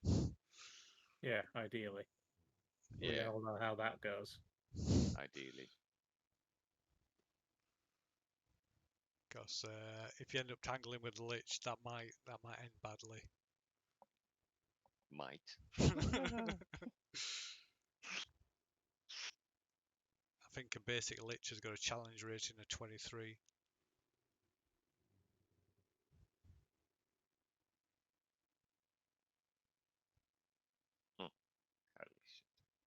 What's our party's challenge rating? So a Those challenge numbers. rate, it's a bit, it's not an exact, you can't get an exact conversion to it, but a first level character is roughly equivalent, I think, is it to a third of a challenge rating? But it doesn't quite, yeah, it's only a really rough guide, so it doesn't tally properly. Okay. Right. Well, Fafuk goes out and parties like it's the last night of his life. Tries to nail everything that moves. So by the time he staggers onto the boat in the morning, he is drained.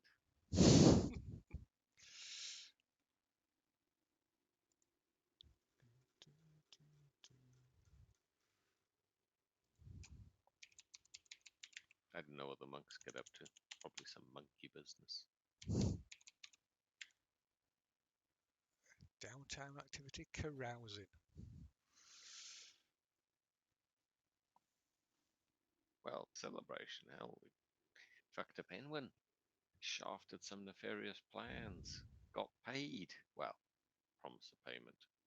Sildar's too straight and narrow to shaft us out of payment. So yeah. Okay, Celebrate. so give us a percentage roll and add your charisma bonus and your level onto it. Who's this for? For Fook. Yeah. A charisma bonus plus level, so Yeah, onto a percentage roll. 57, 64. 64.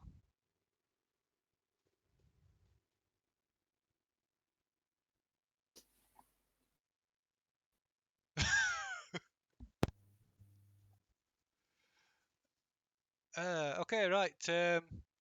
So you spend the night drinking and gambling, and you manage to earn modest winnings from your gambling, enough to recuperate your expenses for the evening, and so to break even.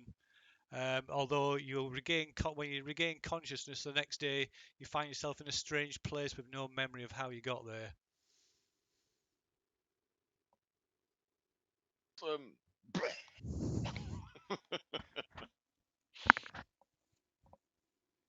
I stagger back, like come out like carrying clothes, like which way is north? Oh fuck, it's so bright. Stagger back to the inn. Right, yeah. So when you sort of finally realise where you are, you're sort of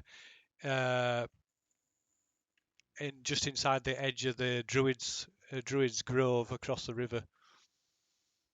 The druid's grove.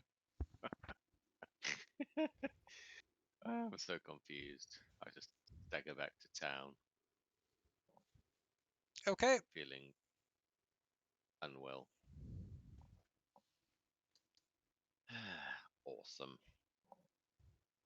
Okay. So much to everybody's concern, Fafuk eventually turns up at the last minute with a massive hangover and looking like he slept in a hedge. Emulating his views from Brindenford. Yeah. Yeah. Come full circle.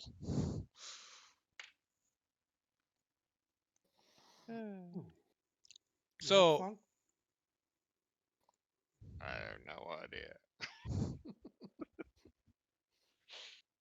So Oh. can you? I mean, sorry. Are you sober enough to cast a spell? I'll give it a go.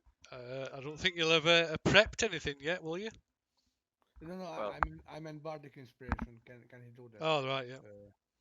I mean, it's not really spell casting, but I mean his mind is in the right place. That's what I'm trying to. I'm like, okay, cold water. Okay, short ass, don't fuck it up. I believe in you. So these were my divination rolls for the day. So I like to do Arcana check again. Okay, so what's your result? I mean, so if I have, what's your bardic inspiration dice? D6 or D8? 6. D6. Okay, So I roll a d6 and I tell you. Oh, that's gonna be awesome. 24, 6, 30. 30. Oh, well done. Okay, just one moment. Whoops. It's too far. That's not far enough. Where are we?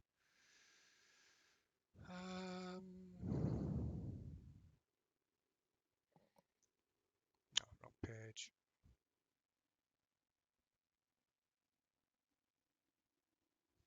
The hell is it?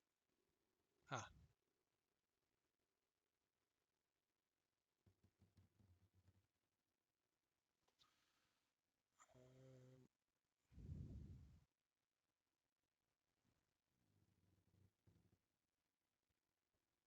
So, yes, so the other is animate dead. Oh, ho, ho, ho, ho, ho, ho. That's very good. Very, very good. And can how many times can you use it, between longest? Once each spell, or how does it work? So um, each separate thing uses a certain amount of charges. You have to find that out by using it. Mm-hmm. And can a druid use this? No. So only a cleric. Yeah. I hand it over to the relevant person. Once you are a little bit more sober, you cuddle this, because this might be useful, and I explain what my findings are regarding casting, which abilities it can, which spells. I don't know the spell create shadows, or I'm trying to find it in the book. It So might be, yeah. So it's I'll have to find the equivalent because there's it's create undead, but yeah, that's like a level 6 yeah, necromancy yeah. spell, No. and then I shall yeah. I'll find the equivalents because it's from a third edition book. So I'll find the equivalents and give you some more details Yeah, when I'm Fuchs able. like thanks, but in the kind of tone that you realize it's not really a thanks. It's more like you've handed me a baggie filled with a turd. So I'm like, that's just crap. Okay. I mean, I can't use it. You are the only person, who can use it. I know it's against your volumes and stuff, but Well, it's not something I've ever dabbled in, so I'm gonna have to get my Don't head we around it. need to get ready and set off? Yep, times are wasting. It's already past daybreak. Yeah. let's go. You'll have to set up your spells while you're on the boat. Yeah, We've already got them all already. We haven't used any yesterday, so it's and I think your water walking spell is still useful. I wouldn't scrap that, because we oh are no, on, I'm keeping that one. Yeah. yeah, we are on a boat, and I will start casting water breathing again Ooh, nice idea. to all of us. So, oh yeah, so it is. No, it is. It is. Where have I lost it now? Create undead. It is create undead Animate it. and animate dead. Yeah. Holy fuck. I wish I could use it. It would be so awesome. Well, And, what and you need to do is, the cast at the base level. yeah,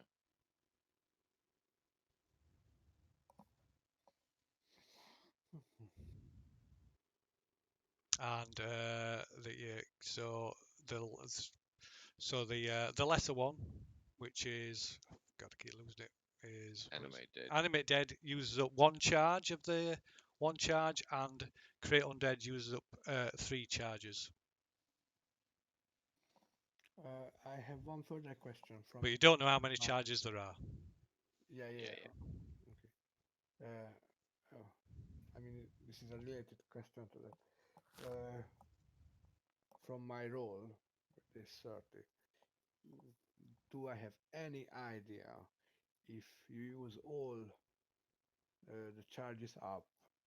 Is there a possibility that the whole stuff just crumbles to ashes? You don't know. It could be. it might just it might be useless once all the charges are used up. It might not. You have to wait and see, or do some more extensive research. Mhm. So I explained this as well. There's in my opinion, I don't know for sure. There's a remote possibility if you use all the charges, it might just turn into ashes. I read about this kind of things in the past. Awesome. No, it's not. Also, of course, you don't know how many charges are left in it. Yeah, I mean, I've not done any research on these kinds of things before, so don't really know. And Ride the also, wave. it might not be too much of a problem for Fook, but yeah, the spells, those particular necromantic spells, or some necromantic spells aren't particularly. They're not the act of a good person. Yeah, Yeah. that's what I was referring to earlier. But anyway, so you're going to the arranged meeting point. Aye. He's Okay, so you head north out of town towards I forgot what the pissing river's called. What's the river called? It's called the Kingfisher River. I thought we said it wasn't the Kingfisher River. It is the Kingfisher River. It's just that that's in the wrong place. All right. So that's called that's labelled as the Kingfisher River isn't the Kingfisher River. The Kingfisher River runs from the inlet to the sea, or rather, not the one that runs into the harbour, but the one that separates Saltmarsh from the tower, from the ruin that you were just at.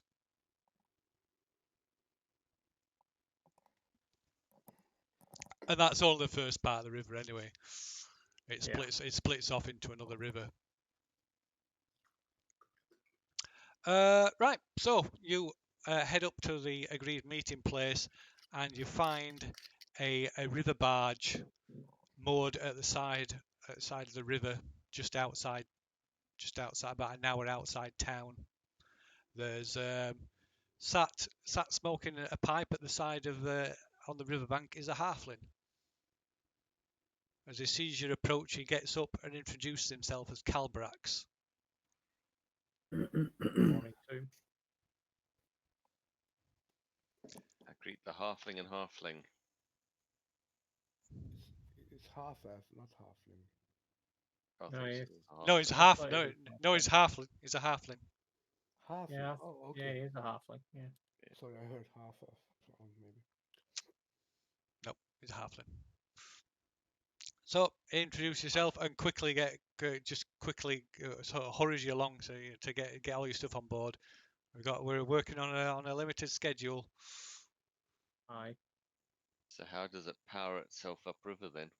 I mean, is this like a wide, slow sort of river? Yeah, You it's wide. pole it, Yeah, or- pole it basically. Yeah, it's pole it. It's got a sail, a small sail as well to assist it, but when the wind's in the right direction.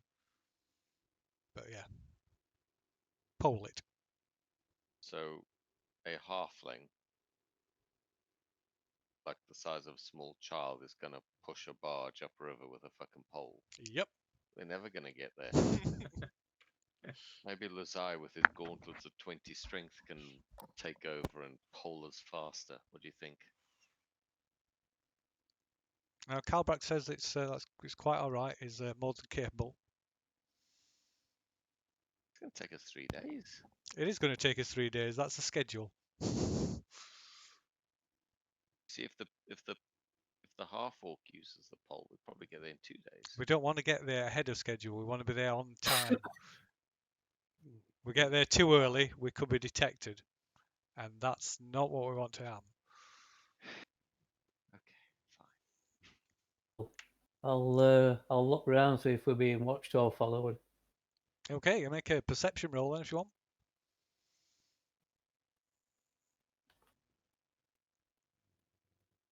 Perception.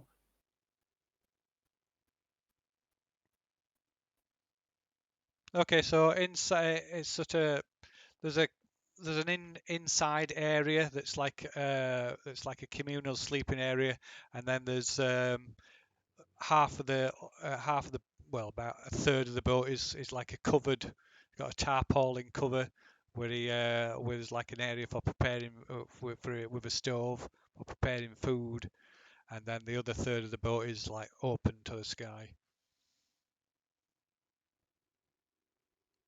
So Calbrax quickly chucks all your stuff on board, and unties the boat and gets underway, and is surprisingly adept, despite his size, at pulling the boat. It makes it look particularly easy, and the boat, fair glides along, even though you're going upstream, upriver, in fact. No, you see nobody.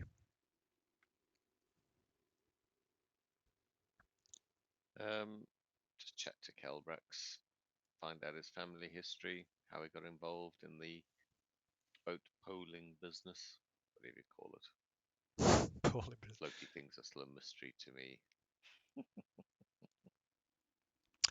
Right, well, on the few days of the journey, you learn that Calbrax is a member of the Watch. He's a wizard. He was is an orphan, and he was raised by the Rene near Greyhawk,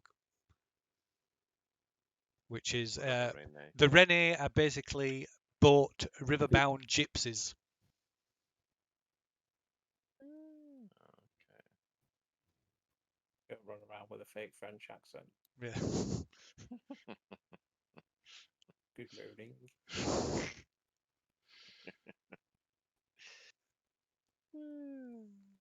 But yeah, he proves to be quite an amiable host. He indulges you all in a bit of gaming and some drinking. He's brought along some spirits that far outranks what Sildar's provided, or rather the Watch, whoever arranges the supplies with the Watch. I asked him if he's got any spells he should trade with Cade, because Cade has got some interesting ones he could probably trade for. He says he refuses to do that. He says his spells are private. His repertoire and his spellbook is private. He doesn't share. So he doesn't want to show me his private parts. Although he does find that amusing, and after a few drinks, he does offer to show you them. Oh, brilliant. I mean, I show him my spell books, and if you want to pick anything. No, he doesn't want. He doesn't want to. He doesn't even want to look at your spell books. He doesn't want. He doesn't want to look at them. Okay, can I have a look at his? No, you cannot. Imagine amongst a lot of wizards, it would probably be rude. Okay. All right. I just keep drinking with him. I mean. He does keep egging you on just keep egging on with the offer to show you his private parts, though. Oh, I meant the spells. Yes, he knows, but he's quite keen to continue with the offer of his private parts as well. No, thank you. No spells, no private parts. Thank you. Fafouk manages a 25 on a performance of his. All right, excellent. Some of his repertoire, the ones that he gets advantage on. Okay, right. So by the end of probably on the second evening when you met this excellent performance, everybody get to see Calbrax's private parts. Oh, I slap his ass with a mage hand. Oh my god. I averted my eyes. This is too much for the day, thank you. Fafouk's having a whale of a time. This feels like how he grew up in that halfling orphanage way back home. That was backed onto the brothel. So anyway, after a fairly uneventful journey up up the Kingfisher River and eventually onto the Jennestrem River aboard the Diviner. What were those movies? that they produced in England. There's really shit ones. Up some things. Up the this and up the that. Yeah, I Up the know. Khyber and stuff like that. Yeah, I'm writing a song. Up the Kingfisher. Up the halfling. I mean, the Carry On films. Yeah. Carry on up the Khyber. Right, so I'm going to say carry on. Or confessions. Yeah. Carry on. Through the private parts. Up the Kingfisher. That'll be the official title. The subtitle will be So- Naked Halfling Party. It's the evening of the third day. Well, let me add this onto the. So let's see.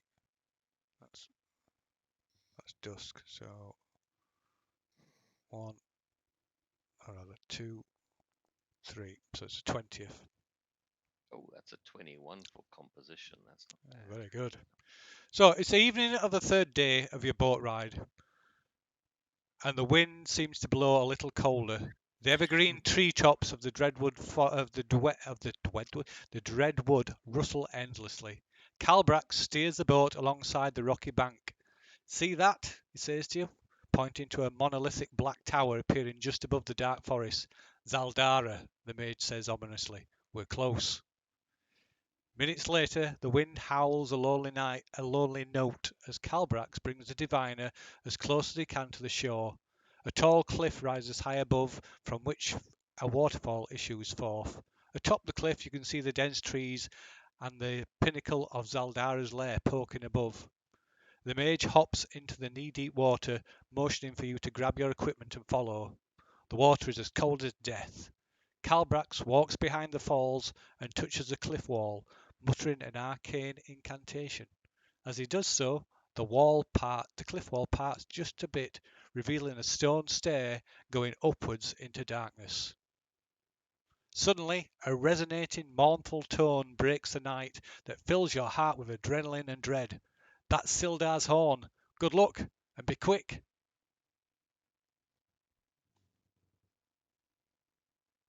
Oh, quick. Win then. Yep. Dart in. Okay, as you step in, you hear the grinding of stone as the entrance closes behind you.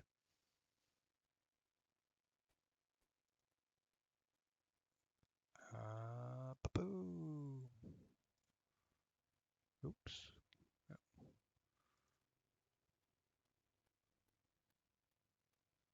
Right. Can we see where the entrance is from the inside? Can you see that it is a door or? It's so it's a smooth surface as opposed to the natural rock walls that surround you. I'll scribe an X on it just to be on the safe side. Okay, so right. So who's at the front? I'll place these characters down. The marching order into it. That's a good point. You did do a marching order, didn't you? So where's that marching order gone? The journal. It's in the journal, the play journal. Marching order, there we go. So, and it happens to be 5 foot wide again at the moment. So, tackling at the front. Where's the marching order? It's in the play journal.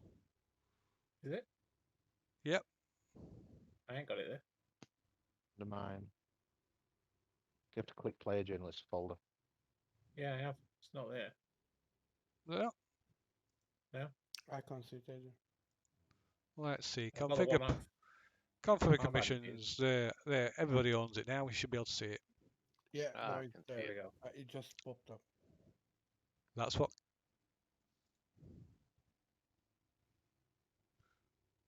I forgot what I said now. Where are we?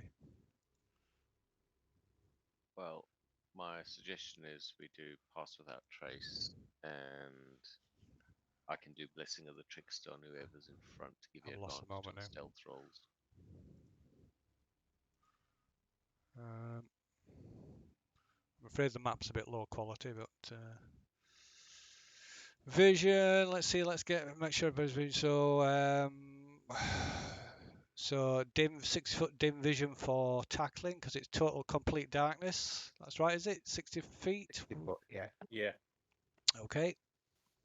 And then next we've got Lu Hai, who can't see dick jack shit. We're better off changing that marching order slightly. Well, you can rearrange it more. I'm just going to drag the things all on. Then for Fook.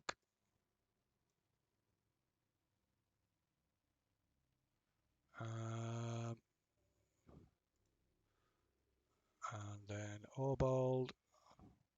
Where's Obald gone? There it is. Oops. And finally, Cade.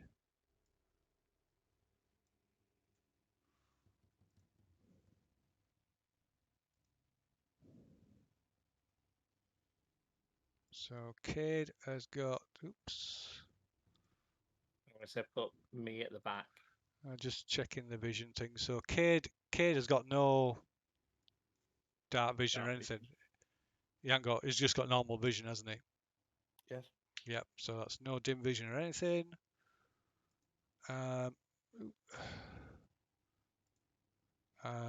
Whereas so Lu Hai is the same. He's got nothing. There's three of us that haven't got dark vision. Yeah, so it's Cade, Lu Hai, and Fafuk. Where's Fafuk gone? I'll cast Yeah. dark vision on them then.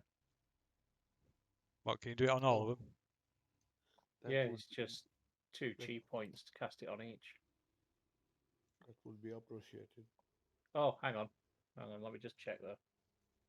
It's not concentration, is it? Let me just. Right. Oops. Fafuk. Vision. Nothing.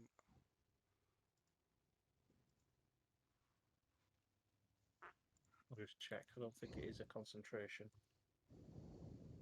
No, not if it's like 8 hours. It wouldn't be. No, Nope. Just range touch, casting time 1 action, duration 8 hours.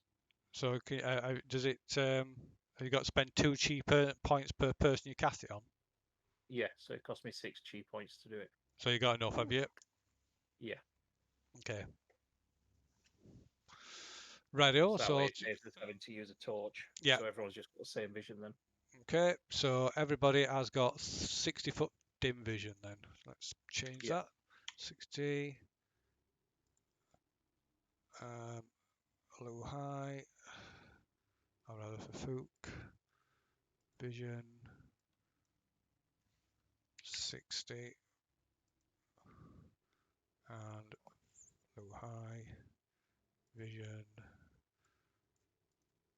60 dim. Okay, so everybody should have 60 foot dim vision now then. I'm like, this is funky. I've never seen anything like it before. So everything is sort of grey. Okay, so the clock is ticking. If you take too long in finding the phylactery, many watchers will die and you will face a terrible danger. Who's going in front? Is it Tacklin? What's Yeah, the original march order? But if you want to change it, I'm open to it. I have Um, changed this slightly. I've put me at the back. Because it's better off not leaving the wizard at the back just to be on the safe side. I agree. I cast Blessing of the Trickster on Tacklin, so you get advantage on stealth. And I'll cast Pass Without Trace on the party.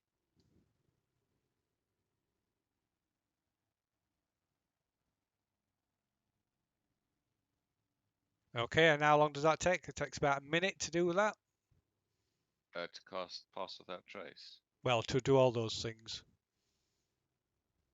Oh yeah, it's just no, an, it's an action for mine. Yeah. With 3 actions. It's And an, then it's an, whatever it it's is. two actions from me. Yeah, okay. So yeah, so that's what, 20 seconds. 18. Right, so pass without trace, everyone gets +10 plus stealth. +10 to stealth. It lasts an hour, so let's get a move on. Right, let's Go go. on.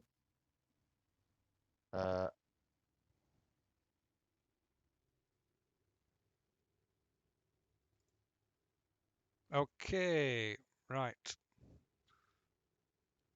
Want to hold it there? Yeah, sure. So, Somebody else come around. drip, drip, drip. The sound, that hollow sound pierces the silence in this cave as water slowly falls from the stalactites above. Stale air fills your lungs as you take in the cave. A large, unworked stone column holds up the ceiling. Stout stairs leading up hug the column on one side, while a 5-foot-high ledge that leads into the darkness appears along the other side. Further back, you can see a second set of stairs leading up to a door.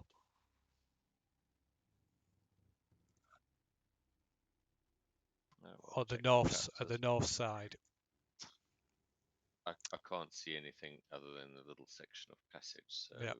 Yeah, come around. Are we on the bottom floor? Did we say? Yeah. Yeah. So it could be on this floor then. So it were in the bottom, weren't it? Although it don't look like it is going to be here. Okay, so these stairs going up. So this half of this cave is raised up, and you've got. Oh, right, you're going up there. no, sorry, I'm trying to work out. I couldn't see what you're talking about, so I was just trying to see. Sorry. Well, So imagine all it's gone all to pot. I was about to say, so Tacklin's in front. So Tacklin, you need to go ahead and then tell us whether we need to follow or not. Yeah, well, I thought we were just going to all pile in around here. Right, okay, Let me so just, because if you didn't mean to go up there, let me just reset that fog then. Oh, sorry. Okay.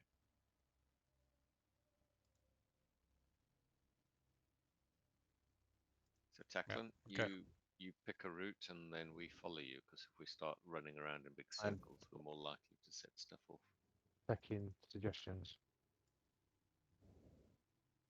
Do we go up or do we go We north go or south? down. Yeah. We go down. I mean, we. If we can go down, then we should go down. Is what? Yeah, I think you're right. Yeah. I mean, So which ones go down then? None. You'll Well- go up. We're on the same level. Yeah, Right, we're okay. going up into the basement of the tower. So this is a lower section. There's some stairs going up to a door at the north end, and there's some stairs going round this side of this massive column onto this raised half of the cave that's about 5 feet above the Those- floor. Those should lead to something good. Yeah. Let's go there. Okay. Agree? So Yeah. Yeah. Go. that Go. might Go. that might be entrance to the bit. We can always check before we open, though, can't we? I do know what you're saying, but it's up to you guys. Group decision. Yeah, go. Go to the door.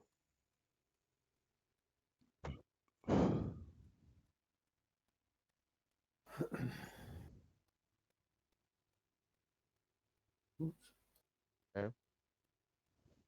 I'll let you guys catch up. Okay, right. Up a short flight of stairs, you can see a door, a stone door with a skull carved on it. Stone door with a skull carved on it. Okay. Can we see any way to open it? No, there's no apparent. There's no apparent handle or anything. No. It's around the clock. Are we going to bother investigating it, or do you guys want to split up and check around here while I investigate this? Then shout me if you see out. Well, everyone's going to have to check for traps, because if it's somewhere that's holding a phylactery, I'm assuming it's going to be warded and trapped. Okay.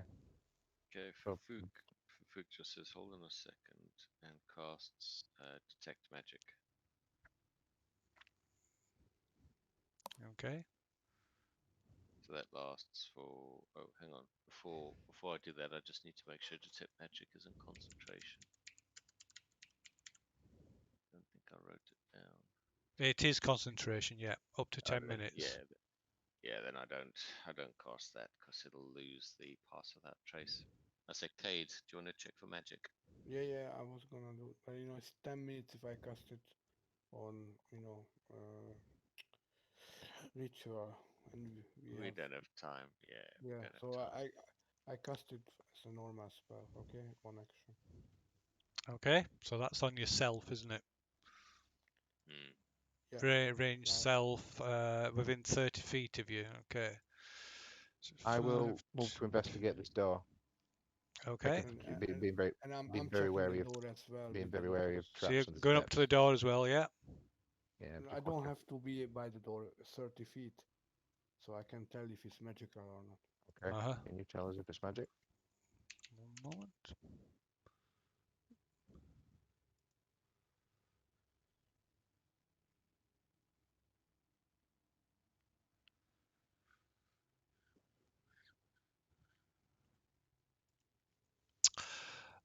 Okay, well, are you, oh, so you're in 30 feet, 95, 10, 15, 20. Okay, so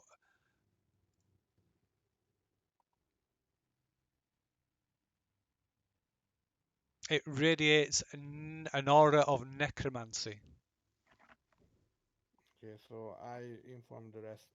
I guess the door is trapped with some kind of necro magic, so we should dismantle the trap. Hmm. Can mean- you try and mage hand to open the door? I can, but Mage Hand can move only 10 pounds. That is a stone door. What's the weight of it? Probably more than 10 pounds. Yeah, I guess that. So I don't think so. I can move the door with it. Is there no I mean, sort of handle? No. yeah, if there was a handle, I would be able to manipulate the handle with the Mage Hand, but not the actual door. It's too heavy. I check for switches or anything that might resemble a switch or a hidden Just button of some variety. just a moment. I'm just gonna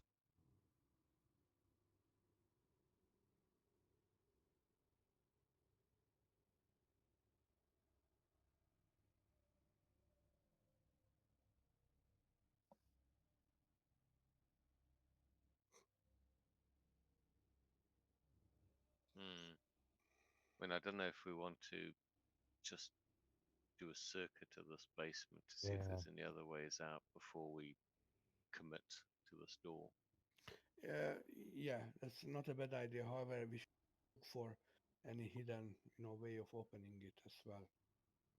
I mean, I could cast um, thingy magic on it, dispel magic, but there's a chance it doesn't work at all. Um, the other option could be shrink on the door. I think if you cast shrink on the door, it may reduce its size and it may fall out of the frame. I think that's been done before. I think Phil's done it actually. When we were hiding in a room, someone did it to the door we were hiding behind. But perhaps Cade, at least, we know that's magic, necromantic. We search around the room, see if there's any other magic, any other exit. Yeah, I walk around the room, Phil. Yeah, Not back yet. nothing is there, yeah.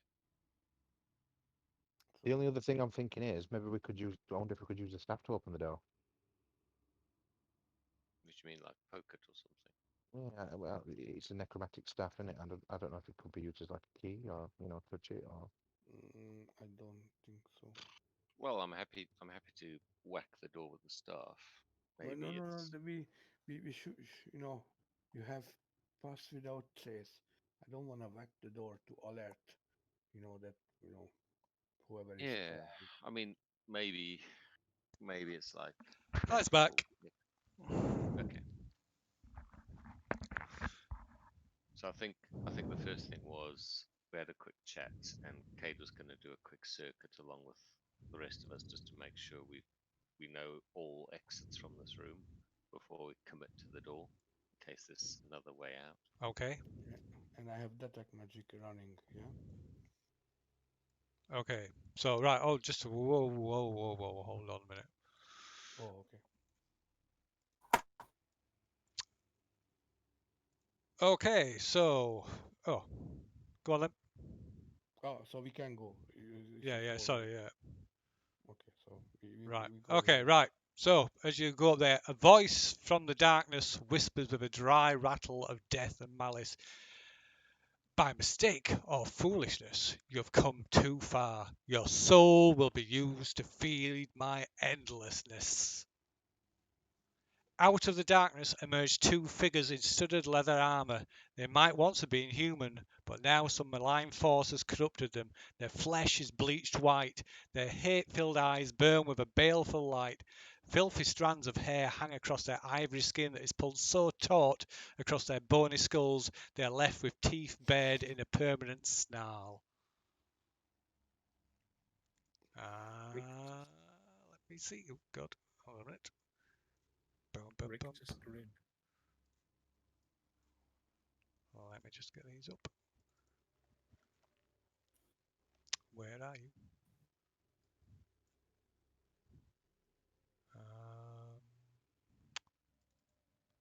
Come on. There we go. Nope.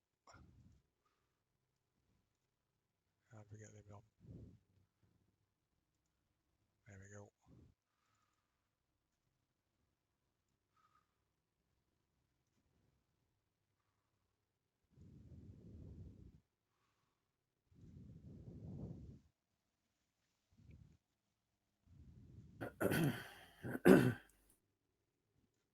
Oh.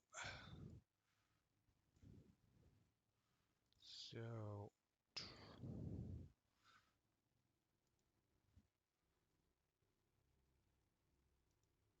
That's combat. Aye. Initiatives then.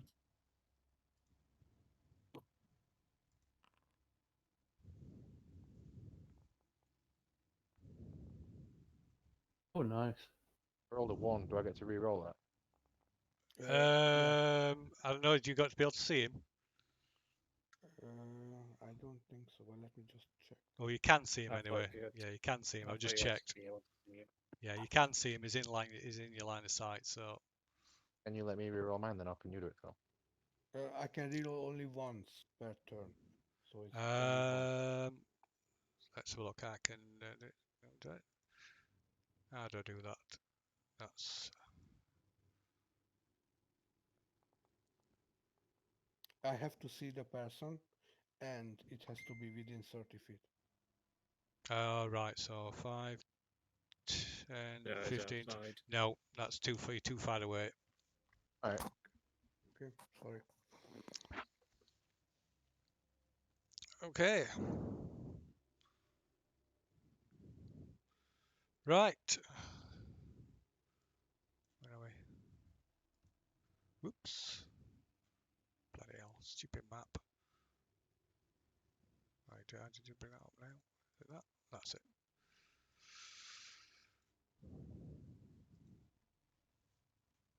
Okay, right. This creature rushes forth, charges at Obold,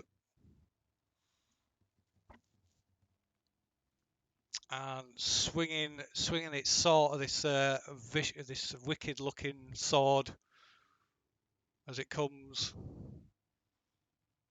Let's roll.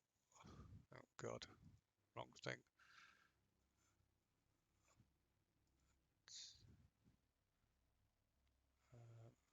Advantage. Okay, what's your armor class? 17. 17. Okay, right. It swings wildly with the first attack and misses. Oh, that's the wrong one. What was that? And then it attempts to grab hold of you. Oops, close that one. Right, it grabs hold of you, and as its hand touches you, feel an intense chill pass through your body. There's damage.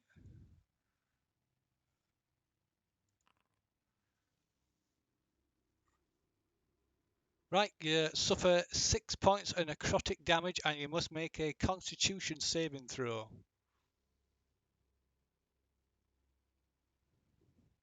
Constitution saving throw.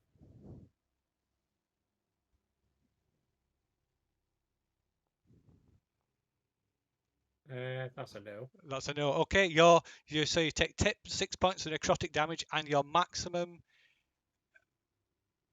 and your hit point maximum is reduced by an equal amount. All right. So reduced to 41.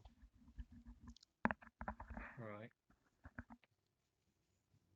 Okay, so that's it. So next to act is Cade. Okay, I'm casting this spell called Slow. Can both of them make a Constitution saving throw? No, Wisdom saving throw against 14. Up to 6 creatures of your choice. Righto. Wisdom saving throw. What's difficulty class? 14. So Are you sure it's 14, Cade? Isn't it level of the spell plus your intelligence modifier? I don't know. I mean, according to a spell, it says Wisdom, but sorry, we play differently. classes. No. Your spell Spell DC. difficulty. Yeah. Spell casting ability. The spell DC is 8 plus your proficiency plus your intelligence modifier. Okay, so my intelligence modifier is +3, and proficiency +3. 8 plus 6 is 14. Okay. Right, so and that one's another one as well. Same throw, normal. Okay, so both of them are unaffected.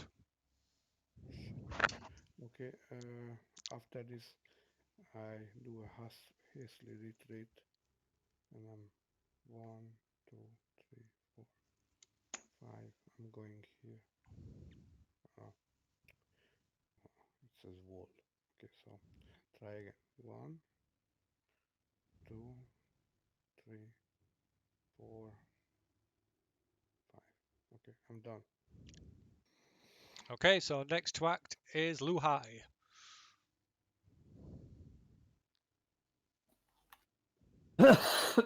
Jesus Christ, made me jump.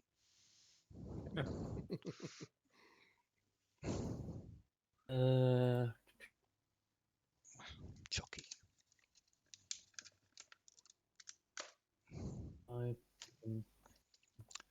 So that's 5 foot. Oh. That's 5 foot up. Out of the ledge. Sorry? The ledge is 5 foot up. Yeah. Yeah. So it takes 5 foot of movement to go up the ledge. And your movement is half, so it takes 10 foot. All right.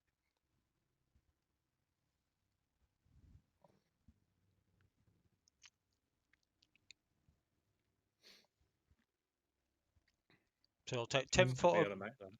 it'll take you 10 foot of movement to get onto the next square.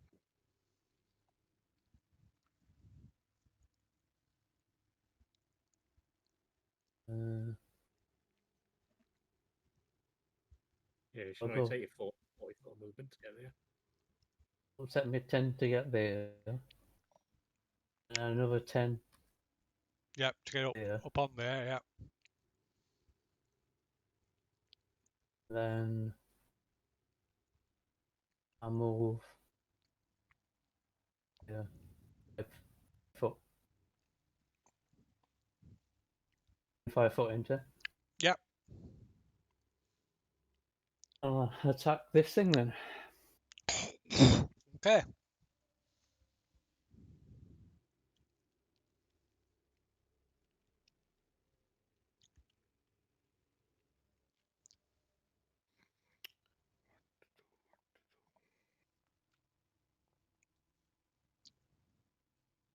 Okay, right, you strike it. What are you using? Fist. Fist. Fisting it. Fisting it. Double fisting. Nice. Well, triple fisting in this case.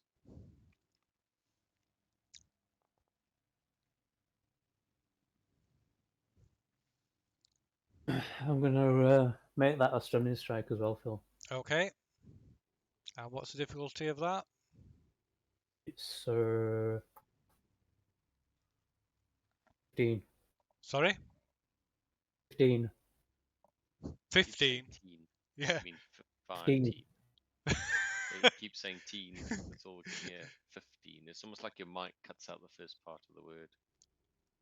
15. 1 5. 1 Yes, 5. 15. Yeah, right. Yeah. So yeah, right. Okay. There we go. Through normal. Okay, has no effect.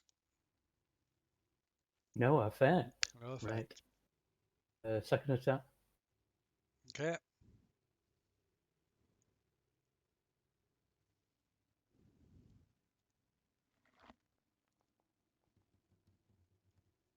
That hits. Ooh.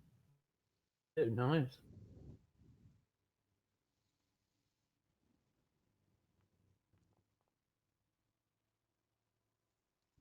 Oh, I didn't do. Sorry, hold on a minute. I didn't do damage from other one. Damage from other one was 10, wasn't it?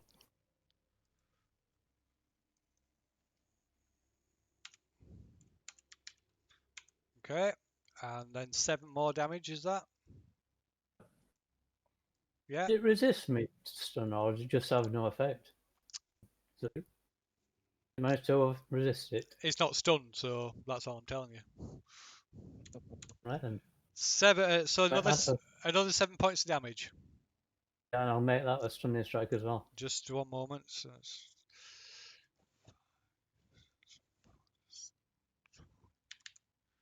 okay. Oops, no, that's not. It's not a wisdom save. Constitution. Okay, it has no effect. And then last attack. Okay.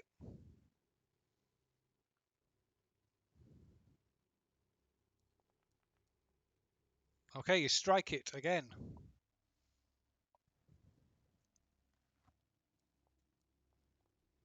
Ooh, nice. 11 points of damage. 11 points of damage.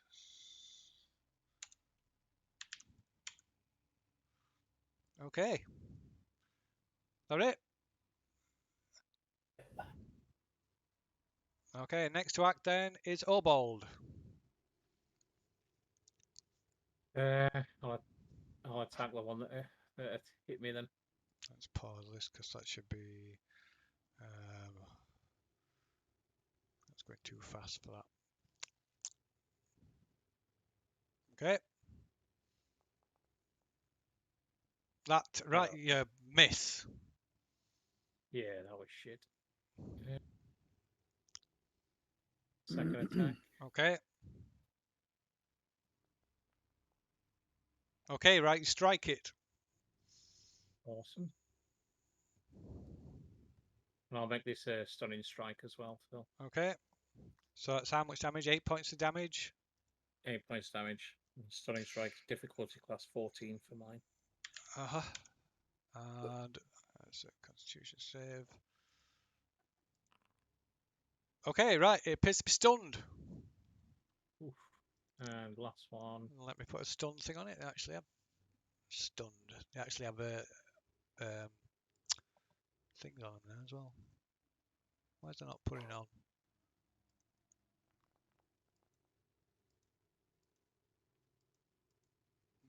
It's weird.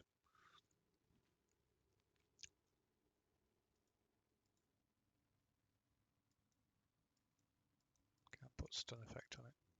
Oh, I forgot to roll advantage. Just roll another attack. See if I get a better score. Yeah, I did slightly. Okay, right. Okay, strike it again. Ooh, nice. Another 9 points of damage. Aye. Okay.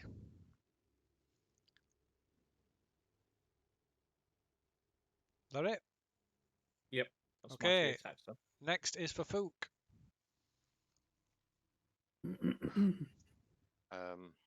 Right, so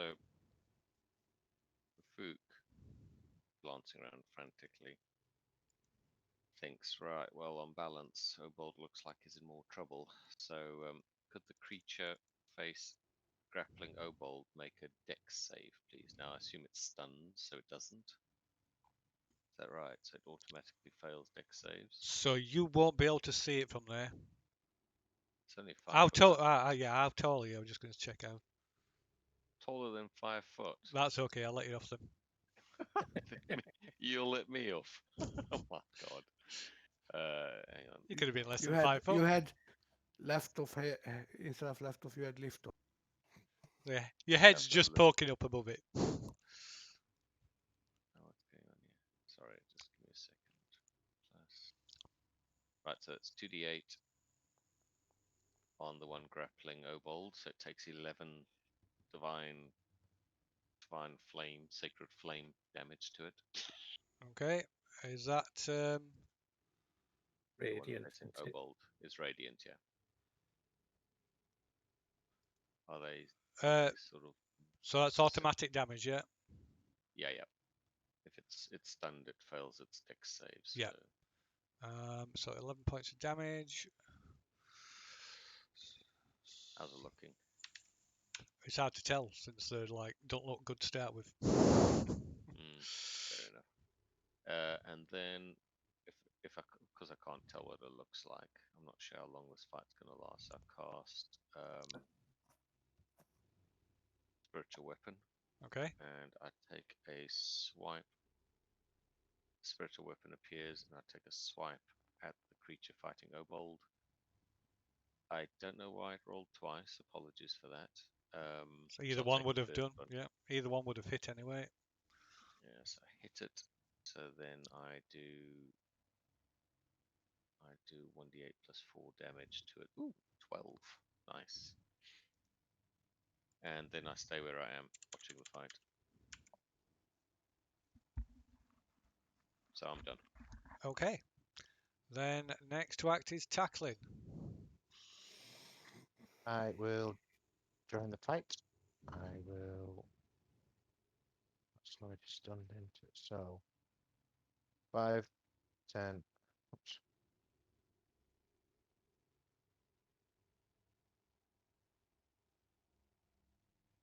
20. So it takes 10 foot of, an extra 10 foot of movement to climb up the ledge as well. Oh, does it? Yeah.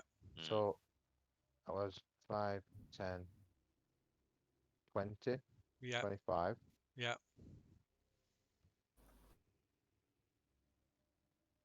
30, 35.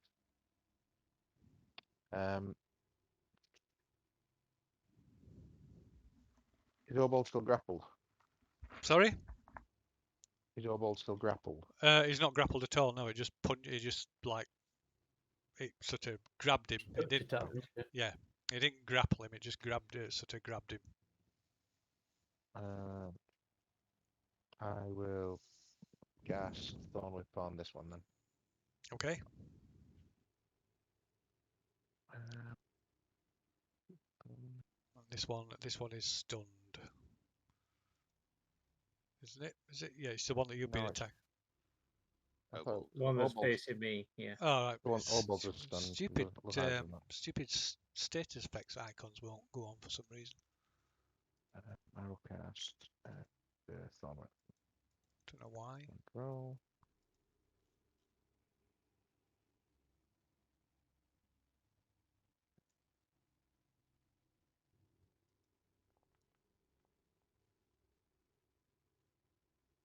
And 2 to hit.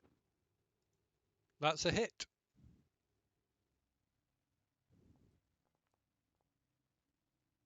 Eight piercing damage. 8 piercing damage on this one. Does it class as magical damage from the whip? Yeah, it's magic. Yeah. 8 points of damage. Melee spell attack. Okay, and are you pulling it? No, I'll leave it where it is. Okay. That's it then, is it? Freedom. Okay, and then next to act is it, and it's that one isn't stunned, is it? No. Okay, so it turns and attacks for for Lu Hai. Right, let's see.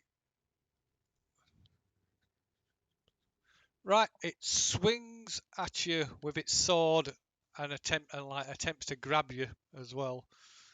Let's see.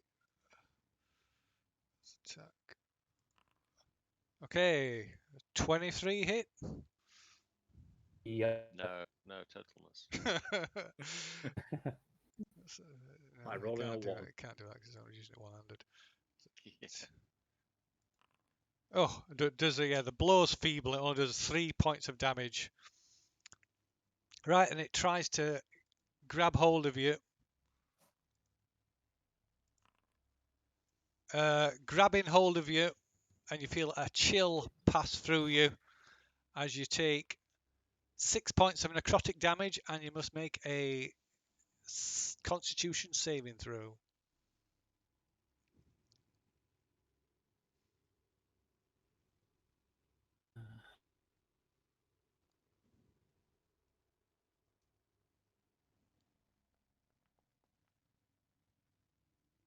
Bah. Okay, your maximum hit is lowered by the same amount by 6.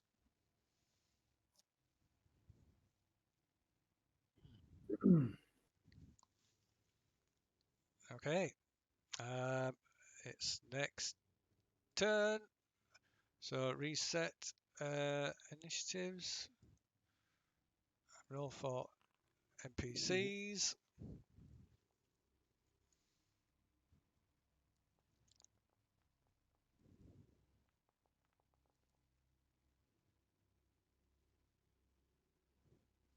Just for Fook and Lu Hai to roll.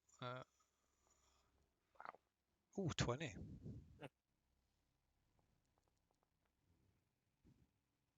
Boom, but Lu Hai still beats 2. Yeah. Okay, so first to act then is Lu Hai. Thankful Wasn't for even that. by 1 this time. Carry on attacking this thing in front of me then.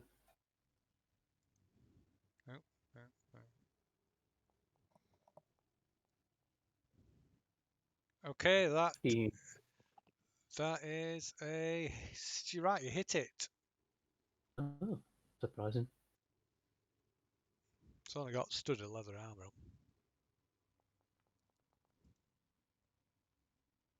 on. Ooh, that's lowish.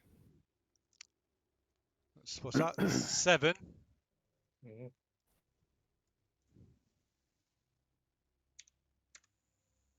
Okay.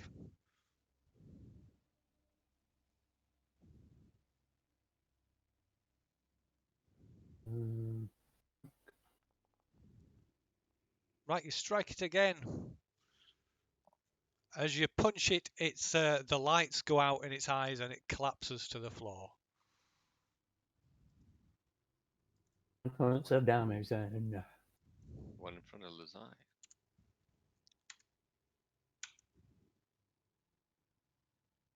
Thing's barely taken any damage. Oh no, wait, you hit it. You hit it in the first round for quite a lot, didn't you? Mm.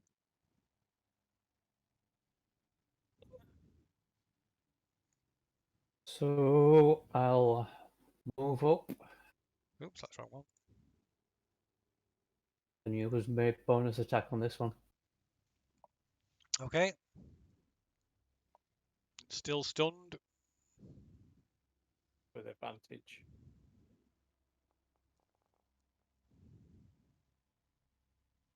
Okay, that's strike. You hit it.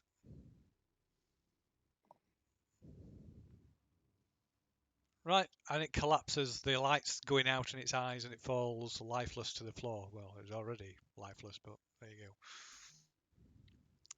Cool. Excellent work.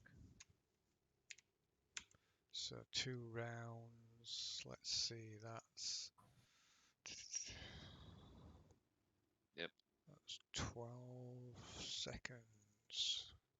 2, 3, 4, 5, 6, 7, 8, 9, 10, 12. Okay.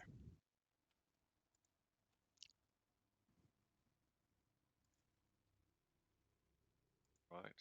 So I suppose it's like, okay, quick, finish scanning this room.